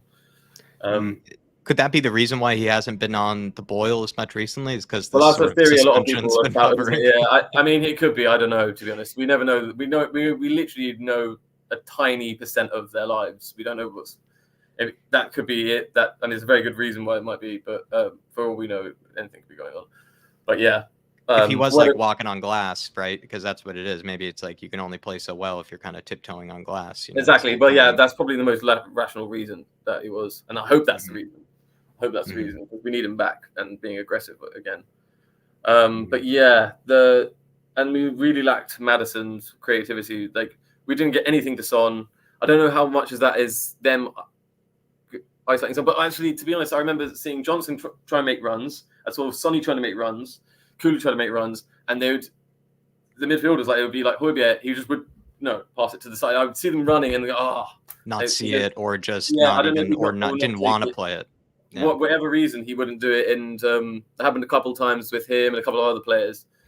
Royal as well. A couple of times when he could have just, he didn't take. He was a little too safe the way that he was playing. He was a bit hesitant. He seemed a bit hesitant. So there was a lot of that. A shame about Højbjerg, because Højbjerg is someone I usually back, but in Ange's system, it's a lot of demands for him, and he's not that. He's just a very more, he's not that sort of quite complicated stuff. Where he who was it said it earlier that if you give him one task, he's a bit better. And Michael said that, didn't he? And you agree with that? Yeah, I think it is along that sort of lines. But he's more the task for me. It's a destroyer, destroy, get crucial blocks, tackles. Simple passes, nothing. I mean, occasionally he's like Dyer as well, that he can occasionally do a pinger. Do you know what I mean? And that's why some people come back and say, "Oh, on the ball, though, like Dyer's all right," because occasionally he does do a mad pinger. He just pings it like a Harry Kane style, and you're like, "Where the hell did that come from?" But then loads of other times he's just hospital pass, so. Yeah, it's. I know what you mean. Yeah, to be a good player, you need to be consistent and not make these crucial mistakes that he does. Can I I want to come back to Højbjerg in just a second, but on Maddison, and this is a question I haven't asked anybody tonight, but let's say we were out with Van de Ven and Romero, but let's say the Maddison injury never happened. Could Spurs maybe have better coped, or would we have a better chance of dealing with the absence of Van de Ven and Romero and these guys if Maddison wasn't also hurt at the same time? I think if Maddison was there in the Wolves game, we'd at least had more chances. There would have been more passes to the front line because there just weren't any. Really. There were, at least to Son, there was virtually zero. So I think he definitely would have. If he was there, maybe we would have gotten one more goal or two more goals. Do you know what I mean? And then even if we let into the two that we did, it wouldn't have mattered as much. Or maybe we would have come up as a draw or something, whatever. But I think we would have had more chances. We had nothing. We created nothing. As I said, we didn't deserve to win the game. So I was watching it, and it was like. one of the first games all season where you're watching it like this. Yeah. You're like really not enjoying it. I'm like, I'm not enjoying this game. I remember saying, I'm not enjoying this game. No. We were getting dominated after we scored. And I think that scoring early was like kind of a curse, because usually we always say, oh, we want a fast start. But what happens? We got a fast start this time, and I think we all sort of just rest on our laurels and lost the sort of kill factor as much. And then it also gave Wolves the impetus to come at us and go like, right, we really got to do this, and that's what the rest of the 90 minutes was. That was a fun era, right, under Jose, when we would hate it when we scored in the first half, because then that meant that we were going to lose the game. We were just going to go, I remember we hated fast starts under Jose, because then that meant that we actually were going to have a slow start or a slow end to the game. It was like, well, would you rather end well or start well? It was never both. Never both. You could never have our cake and eat it. You know what I mean? So maybe it was a bit of that in that game. It's frustrating though, because how much of that is down to Dyer and Davies and Højbjerg, like you said. It also though is kind of, I think, part of maybe the fact that maybe other players that we normally get a lot more out of just weren't really at their best, really. I think on the day, like you sort of said with Basuma, even though I think Højbjerg, maybe you can throw him more kind of the old programming type players, I still think he's far better capable of a better performance than what he had kind of on the day. And that's where you do sort of kind of ask yourself, like, how much of the performance was brought down by the individuals, or is it just maybe a bit of shell shock from the Chelsea game? There's that too, right? I think someone brought up that maybe Spurs had put so much into the Chelsea game that they were almost like a bit dejected afterwards, a bit tired and everything. So there's a lot of factors that I think could have contributed to that performance. But I am glad to hear that you're sort of like not as panicked. You're not as panicked by it as maybe other people have I'm been. not panicked. I mean, when you take everything into consideration with the players out and everything like that. I mean, it's not surprising that it happened. And it leads to the whole January discussion of like, well, we need to get people in, and hence my whole username being Bald Bean Counter mocking Daniel Levy, which is because I have Levy out sympathies in the sense that, but I have a nuanced view on it. I'm not like completely Levy out. All I really want is Levy to just stay away from football, or to at least back the managers when they really need it. Do you know what I mean, sort of thing. But also at the same time, you want them counting beans when it comes to the F1, not when it comes to the transfers. Yeah, exactly. But I know he does. The weird thing with Levy is we'll spend like 60 million on Richarlison, but then at the same time it's like, oh, it's Richarlison. It's not. But that's why I'm very nuanced about it. I'm not like completely like fervently Levy out. I'm just the Levy out sort of sympathy of back the manager when you have to do the right thing. But also it's always been recruitment. It's always been a problem. So now that I see he's doing back end of recruitment stuff, I'm kind of like, okay, maybe let's give him another chance. But it has been 20 plus years. It's been 23 years of him. Well, I think he got a bit tired after Hitchin, actually, even though he hates giving up any of his money. I think he realized that his money was still going to waste, no matter what he even given the guys. Yeah, that's a good point, actually. That's a good point. Then he just was like, well, maybe I might spend money actually on the guys that I'll actually, if they are going to pry it out of my hands, they might as well be smart, make it worth it, it's weird though that the reason that he changes it is for his own personal interest of like, oh well, at least my money, rather than the club first. And also, right, didn't that come out in a bit of his statements that, part of the reasons why, Spurs were in that blip, he even mentioned, a couple of times that, the recruitment, we had wished that certain transfers had gone better, that certain investments that we had made, had turned out, better. There was this pretty interesting lack of admission of like his own responsibility and like kind of that problem, but also he still recognized what I actually think was the problem at the time. The problem was actually the recruitment was so bad for Spurs that was really where our issues were. Yes, reality, maybe some might say the managers, but it really was, I think, in my opinion, more down to the recruitment and also lack of recruitment. And so Levy, while not taking responsibility for it, was actually right, I think, in pointing out that a lot of the money that we did invest, look at where those players are now. They're being sent out on loan, to Galatasaray or to Leeds or whatever. Countless players that has happened with. It's crazy. Yeah. Because you don't even need to spend crazy money to get good players in. You just need to know, So look at Udoji, Pop Matasar, and Bentancur are all under 20 million euros for Spurs. Of course, I think those were all, in a way, maybe dealings by the Don Paratici, maybe part of the Black Book. But, still, you can find a way to get, those sort of gems of signings for, pretty cheap price. Are you a bit worried by that David Ornstein article, or were you kind of... definitely, very much. I was just like, oh, well, here we go again. Honestly, that's kind of how I felt. I was like, even if you weren't surprised, I bet that was, just worrying, because you feel like Spurs at least need a couple of players this January, right? Yeah, but the thing is, my expectation level is so low in terms of what we do in January. It's just like I expect. My honest bit, I expect we'll probably just get like a loan or two or something, like maybe an option to buy or something like that. But honestly, I don't think we'll do anything more than that. Especially because it's going to be so dependent on getting players out. It always is. So, who can we shove out the door this January? Who can we We shove move out it the door out, this January? Yeah, who can we honestly move no out? idea. Honestly, no idea. I don't know who's got. I mean, I suppose Højbjerg's got the most interest, isn't he? Højbjerg, Dyer, Lo Look at those rumors Celso, going. maybe. There could be a fourth, but those are three, and one of those I could see leaving this January. I could see a Lo Celso going as well. Because he's. What are your thoughts on him? Do you feel like he's worth keeping around, or kind of just he's had his chance? I was always of the opinion, not always, but I mean, recently was still up to the opinion he's had his chance already, and I've never been that inspired by him, but neither have I. Yeah, I kind of wanted to fill out the apology forms. I love being proven wrong I'd about like a player. to. It's one of my favorite things to be proven I'll give him wrong. credit. He didn't look too awful against Wolves. I mean, he got the shot away.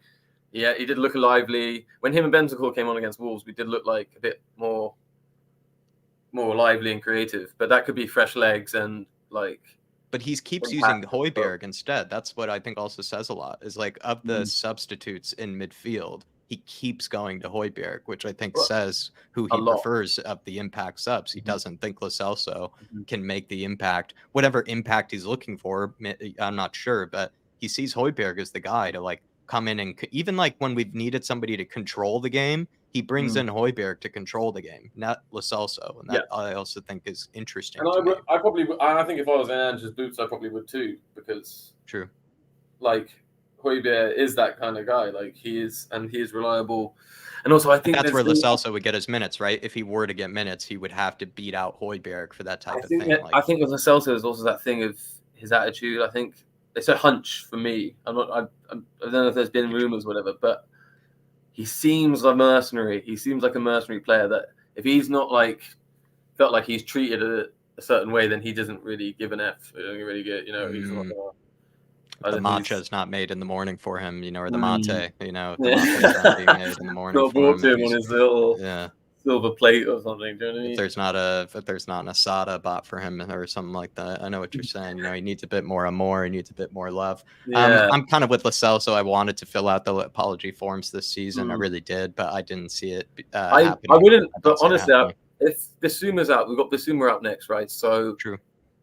We've got Skip, Sarr, Højbjerg, Bentancur coming back. Bentancur, Lo Celso. So I'd probably go Lo Celso, Bentancur, Sarr. But then you need someone. I'd put Bentancur there, and then Sarr and Lo Celso. Okay. As the 8s or whatever they are. Any other changes I think just because he looked. Because who do we have? We didn't seem to have much creativity in the Wolves game with Højbjerg, obviously. So, oh god, what did I say? I would put Bentancur, Højbjerg, and Lo Celso. Or no, Sarr and Lo Celso. I think Sarr and Lo Celso. I think is what you went with. I would be tempted to try that. Just because Højbjerg did look out of his depth last time. And you got to, and it's based on merit, based off form and everything. Also, as much as I've been maligning him in the past, he did look better than the other players when he came on for Wolves. In my opinion, at least we created chances. It looked like we were creating stuff, and he did get shot and we did create a couple of little moments. This is true. So if it's an option of trying what we basically did last time, if we put Højbjerg in there again, or trying the Lo Celso little wild card, Lo Celso, I might do that. I think what he probably will do is Højbjerg, Bentancur, Sarr, which was also not bad because Bentancur will be starting because he didn't start, did he? So it'd be interesting if he starts. Well, I hope he starts. I don't know if he will. So I would like to see that probably Bentancur, Sarr, and Højbjerg if it has to be. Gotcha. Højbjerg or Lascelles, yeah. And then the centre backs. I was thinking. Yeah, I was about to ask you what that's what I thought. Phillips, Emerson. I mean, the doggy's coming back, right? So I'd probably put Royale at left centre back. I've been thinking about that too. That's what I would probably do because he's got a little bit of pace.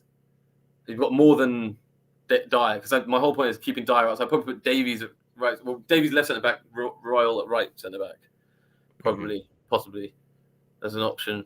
Because as much as I'd like to try Phillips out, I don't think that's what he'll do. And Dyer would be, Emerson might be more reliable defensively, I think is also the thing too. Emerson, and it'd be a simpler job for him because he's trying to play the inverted left back.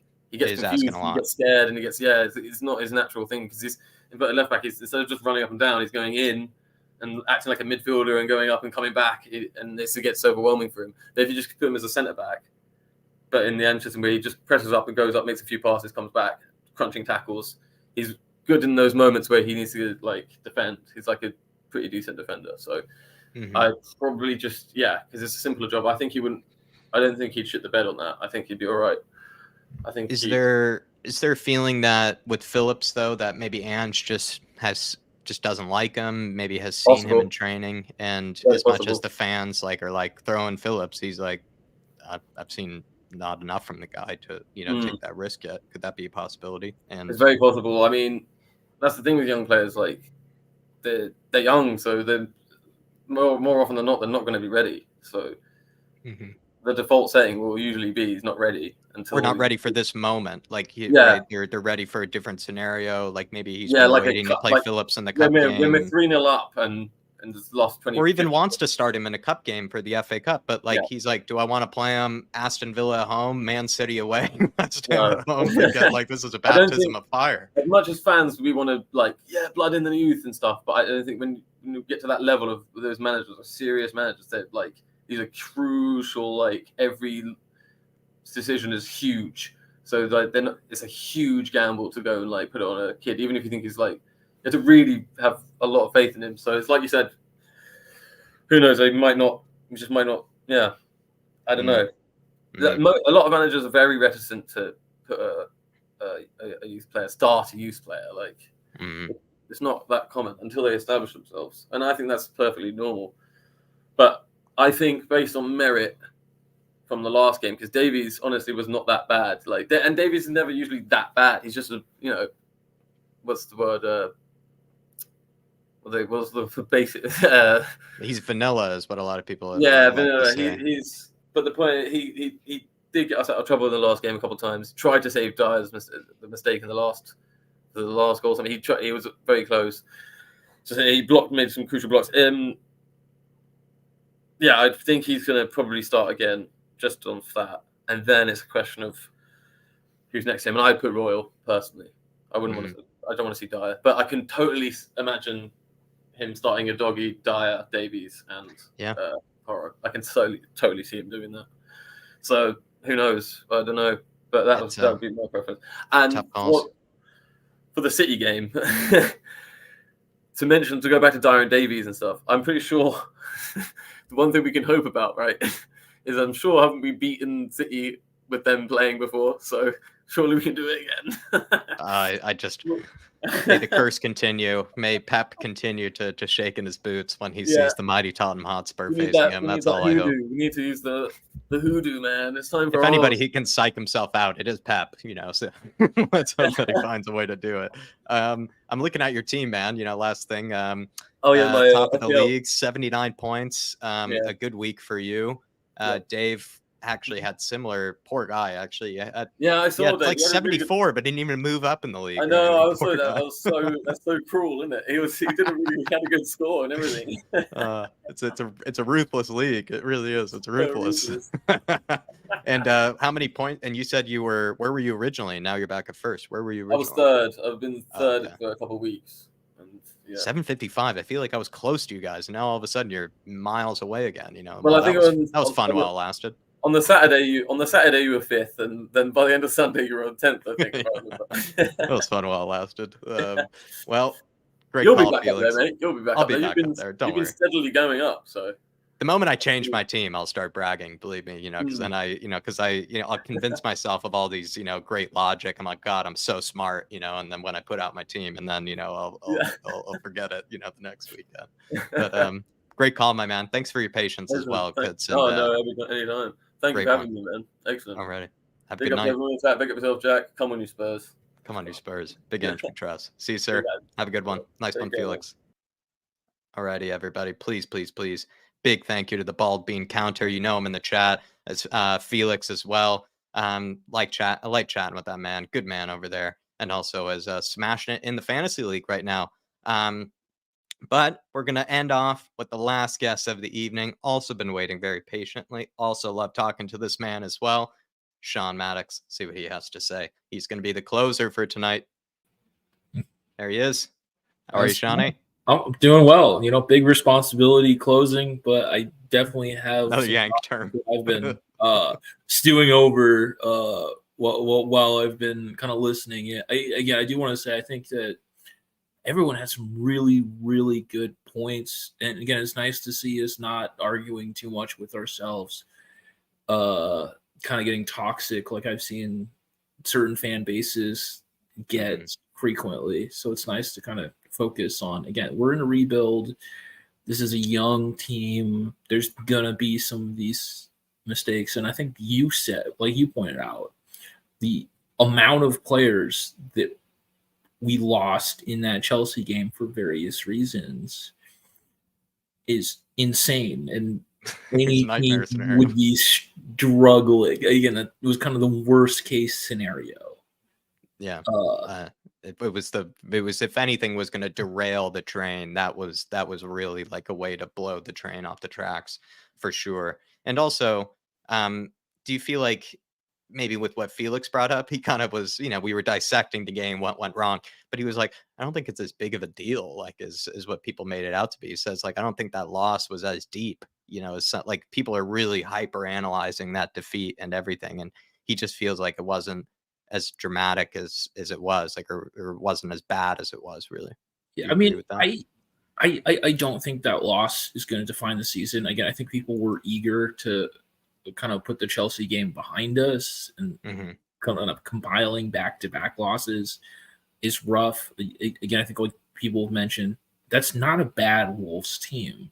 I mean, they should have beat Man United, or at least drawn and picked up points there before Onana assaulted their player in the box. And they've been unlucky in a few where they've been very close in games.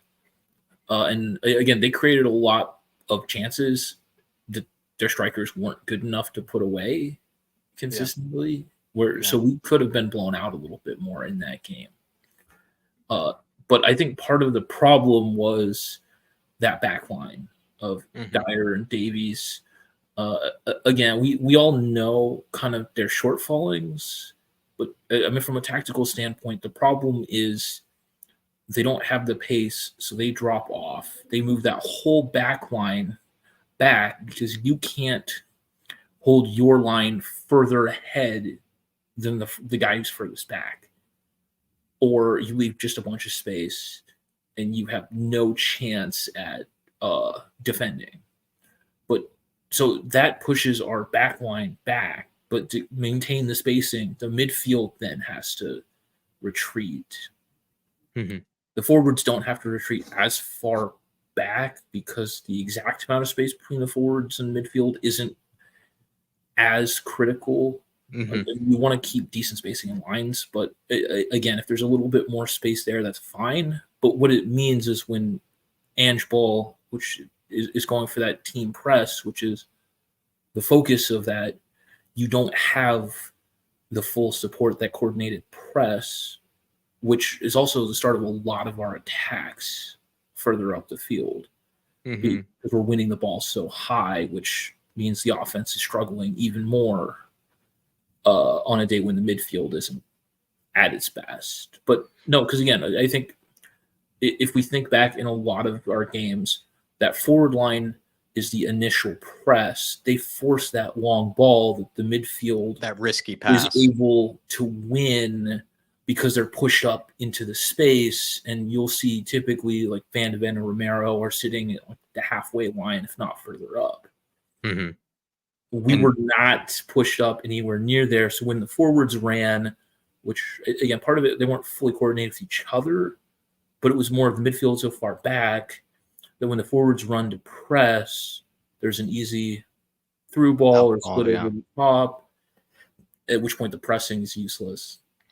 And part of the way to win it back, right, is that they will try to play that ball past the initial press, but then that pass could be in itself already risky, or usually that passes to somebody who might think that they actually can turn, but they can't because they're about to be closed down, and then we win the ball back. But what you're sort of saying is they were able to give it to somebody, and then that guy would just be able to turn and find a pass afterwards, which then just left the press sort of renderless or useless, really. Yeah, essentially we're too far, half of the team was too far back to be able to press, because that press is from the front line. And again, if you don't have the midfield and defense further up the field, the ANGE ball press doesn't work. Okay. So that's kind of the biggest frustration. And again, that's on Davies and Dyer. I think they dragged because they weren't being adventurous enough, or they weren't being brave enough to really step out of their line and try to win it back and, take advantage of those passes and whatnot. The center backs dictate where the line is, because essentially you have to defend at the furthest person back. And you could see how angry Ange was throughout that first half. He was not happy. If you the few times he did see it cut to him the sideline, and that's because again, Dyer and Davies are too far back, but the rest of the team can't push forward and leave them there, or you leave a gap that's easily exploited. So then everyone else has to drop back, and suddenly you're playing Conte ball instead of Ange ball. It's a delicate situation, though, for Ange, isn't it? Because he kind of has to sort of put the faith in Dyer and Davies that they can do the job, because that's what they're kind of being kept around for. But then the fact that you're sort of saying that they're not really able to execute what Ange is wanting kind of is frustrating for him, because he can't just throw them under the bus, right? Because I mean, I think without having given them an opportunity, he can't throw them under the bus. Ange isn't the type of manager that goes in the press conference and throws the team under the bus. But if you saw since like preseason, he put Dyer out of the team. He wasn't even on the bench. He was as far away as he could keep him. And it wouldn't surprise me if he goes back and he chucks Dyer. And I mean, Davies was good on the night, but again, he was also too deep. And we've seen he can't play that high line. When we had him at left back, everything was out of order. And that's because he was not able to play in that high line system. So again, he was better on the night, but I don't think that he is capable of playing Ange ball. So I think it's almost like he wasn't really actually following instructions, despite defending well in a lot of moments. He wasn't exactly following the instructions of Ange. It's unclear whether Dyer or Davies was the one starting the insubordination per se, because again, what happened? You can't push forward and leave someone alone. The other guy's not coming with you. Like it's so either of them could be responsible. In all likeliness, it's likely both of them. But again, what that creates a situation where neither of them can go in the system going forward. So I think the only logical thing to do is to chuck them out of the first team. I mean, put them in the chuck them both out. You wouldn't maybe keep one of them. Like a lot of people have suggested, perhaps keep Davies, Emerson, or Phillips maybe instead of Dyer for the next game. I don't think I keep Davies in the squad. I think we saw that he, for when he was at left back, is that he can't play in that high line. So I think you throw Phillips and Dorrington in there together, because we at least know, based on the U21 games, that they know how to play the system. and they've played with each other, which is also important. So they're going to have an idea of where to position relative to each other. Mm-hmm. And I think that that's a far less risky gamble, especially when you have Vicario, who's very vocal in the back and can yell at them to some degree on the minutia of the positioning and help them out there. I think that because we know Dyer and Davies can't play the system, we're better off there. Because part of the thing is, if we are pushed up higher up the field and the defender or the forwards and the midfield are kind of defending from the front, there's less pressure on our back line, which then makes it easier for them because they have more protection. Okay. So I think it's a complicated issue, but I think that neither Davies or Dyer can play the system. If again you don't think Dorrington's ready, I would put Emerson in there as right center back, where he's played before reasonably well, and put him next to Phillips. But I still think that the better option is a pairing of actual center backs who've played together. It would be obvious, but what's kind of difficult is there's no real, like I brought up before, no obvious solution. It feels like that's actually being pointed out to Ange. Like it's no clear kind of a decision that's easy or anything like that. And that's where I feel a bit bad for Ange, because it's sort of similar to other managers of the past, where it felt like there wasn't sort of a glaring, obvious sort of choice just staring you in the face that was one that you could go to. It's never been an easy choice. It feels like when it comes to backups in that defense, or anytime there's an injury to it, it always was sketchy for us. Always. Yeah, no, it's always been sketchy. But again, I think we know essentially that the Dyer and Davies can't do it. We're better off putting in the kids, because if they mess up, it's the same as if we had played Dyer and Davies and they screwed up, except they have a chance to gain experience and learn because they have a future at this club. Yeah. So it's kind of, aren't as when bad. Minutes are limited, you have to allocate them. And why are we giving Dyer and Davies more minutes? We know that they're going to let us down. Would you look to make changes to the midfield in the next game? Bring Gio in, drop Højbjerg, bring in Bentancur, somebody like, I don't know. Would you make changes to the midfield? I think you have to. Again, I think we've seen that midfield composition just wasn't quite working. And again, I think part of it, I'd say, is actually down. Well, actually, you kind of have to, because Bissouma's out with that yellow. So he has a one. I keep forgetting that. I forget that. So you have to regardless.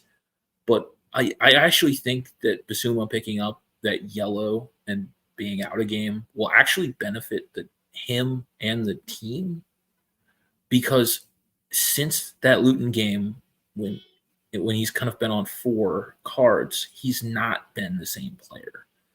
Normally, like beginning of the season, September, he was crunching into tackles. He's full of confidence. He's breaking the press. He's carrying the ball, dribbling past lines. We haven't seen him do that for weeks.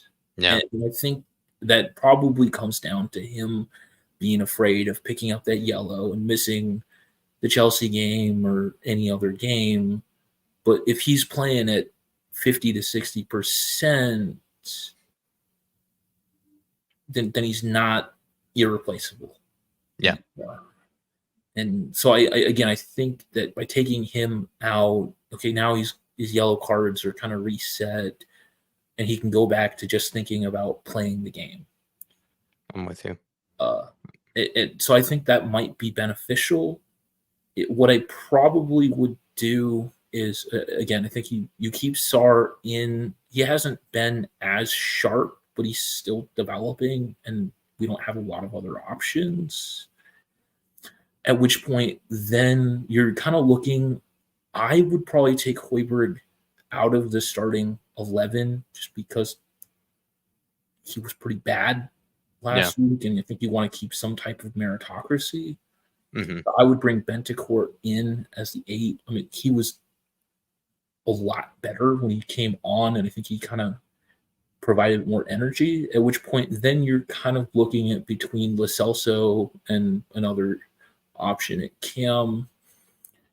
I think Lo Celso gave enough that I would probably start him, but I would keep Donnelly on the bench, and I would take, again, if Lo Celso's not doing it, I would really look at giving Donnelly an opportunity. 30 minutes or so if Lo Celso's not there, or if Lo Celso starts to tire, because he hasn't played a lot of minutes.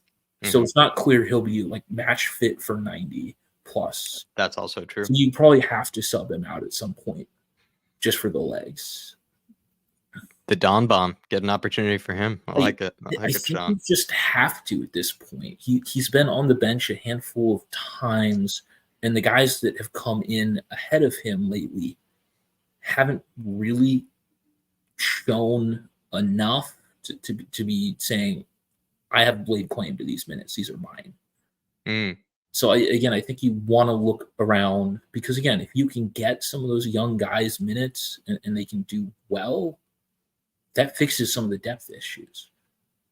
Suddenly, then Ange has a few guys on the bench that he can trust to go in, but you can't figure that out unless you play them. Again, I think maybe Wes Ash had said he's got to be brave in selection. And again, I think now that we're not on a winning streak, top of the league, I think the pressure's down a little bit to a degree. Is that I think there's a resetting of expectations that maybe ballooned out a little bit above where I think the team was at the point. And again, I love getting carried away. Every game, I assume we're going to win because that's how I want us to go in, thinking we can win every game. And in the Prem, we've seen that any team can beat any other team. Absolutely. Any weekend. So there's no reason to think, oh, well, this is hopeless. So you go in with that Speaking hope. of which, Oh, sorry. No, I was going to say, speaking of, maybe hopeless or hopeful, the next few fixtures out of a possible 12 points, I tried to rationalize that we could get 7 with Aston Villa at home, Man City away, West Ham at home, and Newcastle at home. Can you see how I got to 7? Would you be willing to push for more? Getting more would be crazy, I think. I mean, there's no reason that we can't get 12 points. But I think I think 7 to 9, I think is realistic. A lot of it depends on kind of generating some momentum. And I think it starts with that Villa game.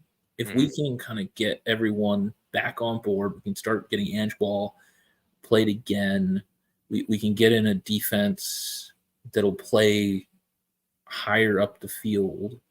Then I think we start with 3 points. At that point, then we're going away to City. We do want some momentum going in there. You want to at least have tasted victory at some recent period before going into Man City away, and then you add to the only thing I'll say about City is I feel like at one point under Conte, we were in abysmal form. We came to Man City expecting the worst, and we came out of there with a win. So, and even the other time we went to them away from home, they absolutely outplayed us in that second half. But I remember actually, like, Spurs almost should have actually won the game. It felt like in the first half, where we had a chance to almost see out the game and go 2. I think we could have gone 2-0 up or whatever it was, or we might have already been 2-0 up. But it was one of those games where we actually could have even won the game last season. And there's been some weird things going on where we have come to Man City not always in great form, or not always playing the best, but always seem to escape with some points. I think Liverpool too, where we've somehow put in really good performances against Liverpool when I was expecting us to get kind of slaughtered by them. And even if we didn't end up getting the win, we're actually usually very unlucky against them. But it's a funny thing with Liverpool. We actually always play well, even if we don't get points. We seem to always play well against them. I think we always play well against Liverpool, or at least previously, and then end up losing the game in the last minute or dropping points in the last minute. Against City, we always seem to Where we cut it actually get it nowhere done. and win in the last minute or so. Yeah. So again, I always say we're living rent free in Pep's nightmares. Let's hope so. And but again, if we get 0 points at City, I don't think anyone will be upset. I don't think we should. I'm kind of with you that actually it's more important this Aston Villa game, because if we were able to get some type of momentum, that would be useful in either getting some type of hope of a point or something at Man City. But then if not, then you at least have won recently, and then you can carry that home win, right? You had a recent home win into your next home fixture, which would be West Ham. And that would be also helpful, is to, to have won previously at home, too, right? To sort of add to it all. Yeah. That would be again, I think a lot of it depends on kind of the momentum. I would say that I think our team, even with these injuries, should be able to compete, if not win, against Villa and West Ham. Mm-hmm. Newcastle and City, I think, are better sides, but I also think that Spurs frequently tended to play to the level of the opposition. I don't know why, but it seems like sometimes that when we play a bad team, we end up being worse, and when we play a better team, we look better, which might be that we're terrible at breaking down low blocks. And so again, I think that 7 to 9 points. Again, you want 12. I think 7 points is a fairly realistic estimate. Me too. Well, any other final sort of opinions that you might have this evening, Sean, before we close it up? I think that we just need to kind of remember that this is a young team, that this is a rebuild, and not to go demanding Ange be sacked or anything too early. Again, or even any highlights of mistakes or anything like that seem even a bit far. Yeah. Again, I think we have not gotten to the point in this rebuild where we should be expecting results. So we've been kind of overperforming. I think a little bit, or at least performing better than I think anticipated. I think overperforming is right. I think we've actually, we've surpassed expectations too quickly or a little too much, that then expectations have now changed. Yeah, I feel like I'm careful with the word overperform, because you kind of have like the statistical kind of notation of overperforming. Oh, okay, yeah, I know what you mean. But again, we've exceeded expectations, but I think we need to remember where our expectations are and what we kind of view as a successful season. Like again, in my view of a successful season, we get back into Europe in some capacity, and we're playing like good football with a vision of how we're going to play. And again, kind of like with Chelsea, they've been running around for most of this season so far. There's no identity. It wasn't clear what the game plan is. It looks like they finally started to figure that out. And I think that's what we need to do, is to start figuring out, okay, what does like the full level of Ange ball look like? And we need to keep finding that and keep breaking that down and keep discovering more and more about ourselves.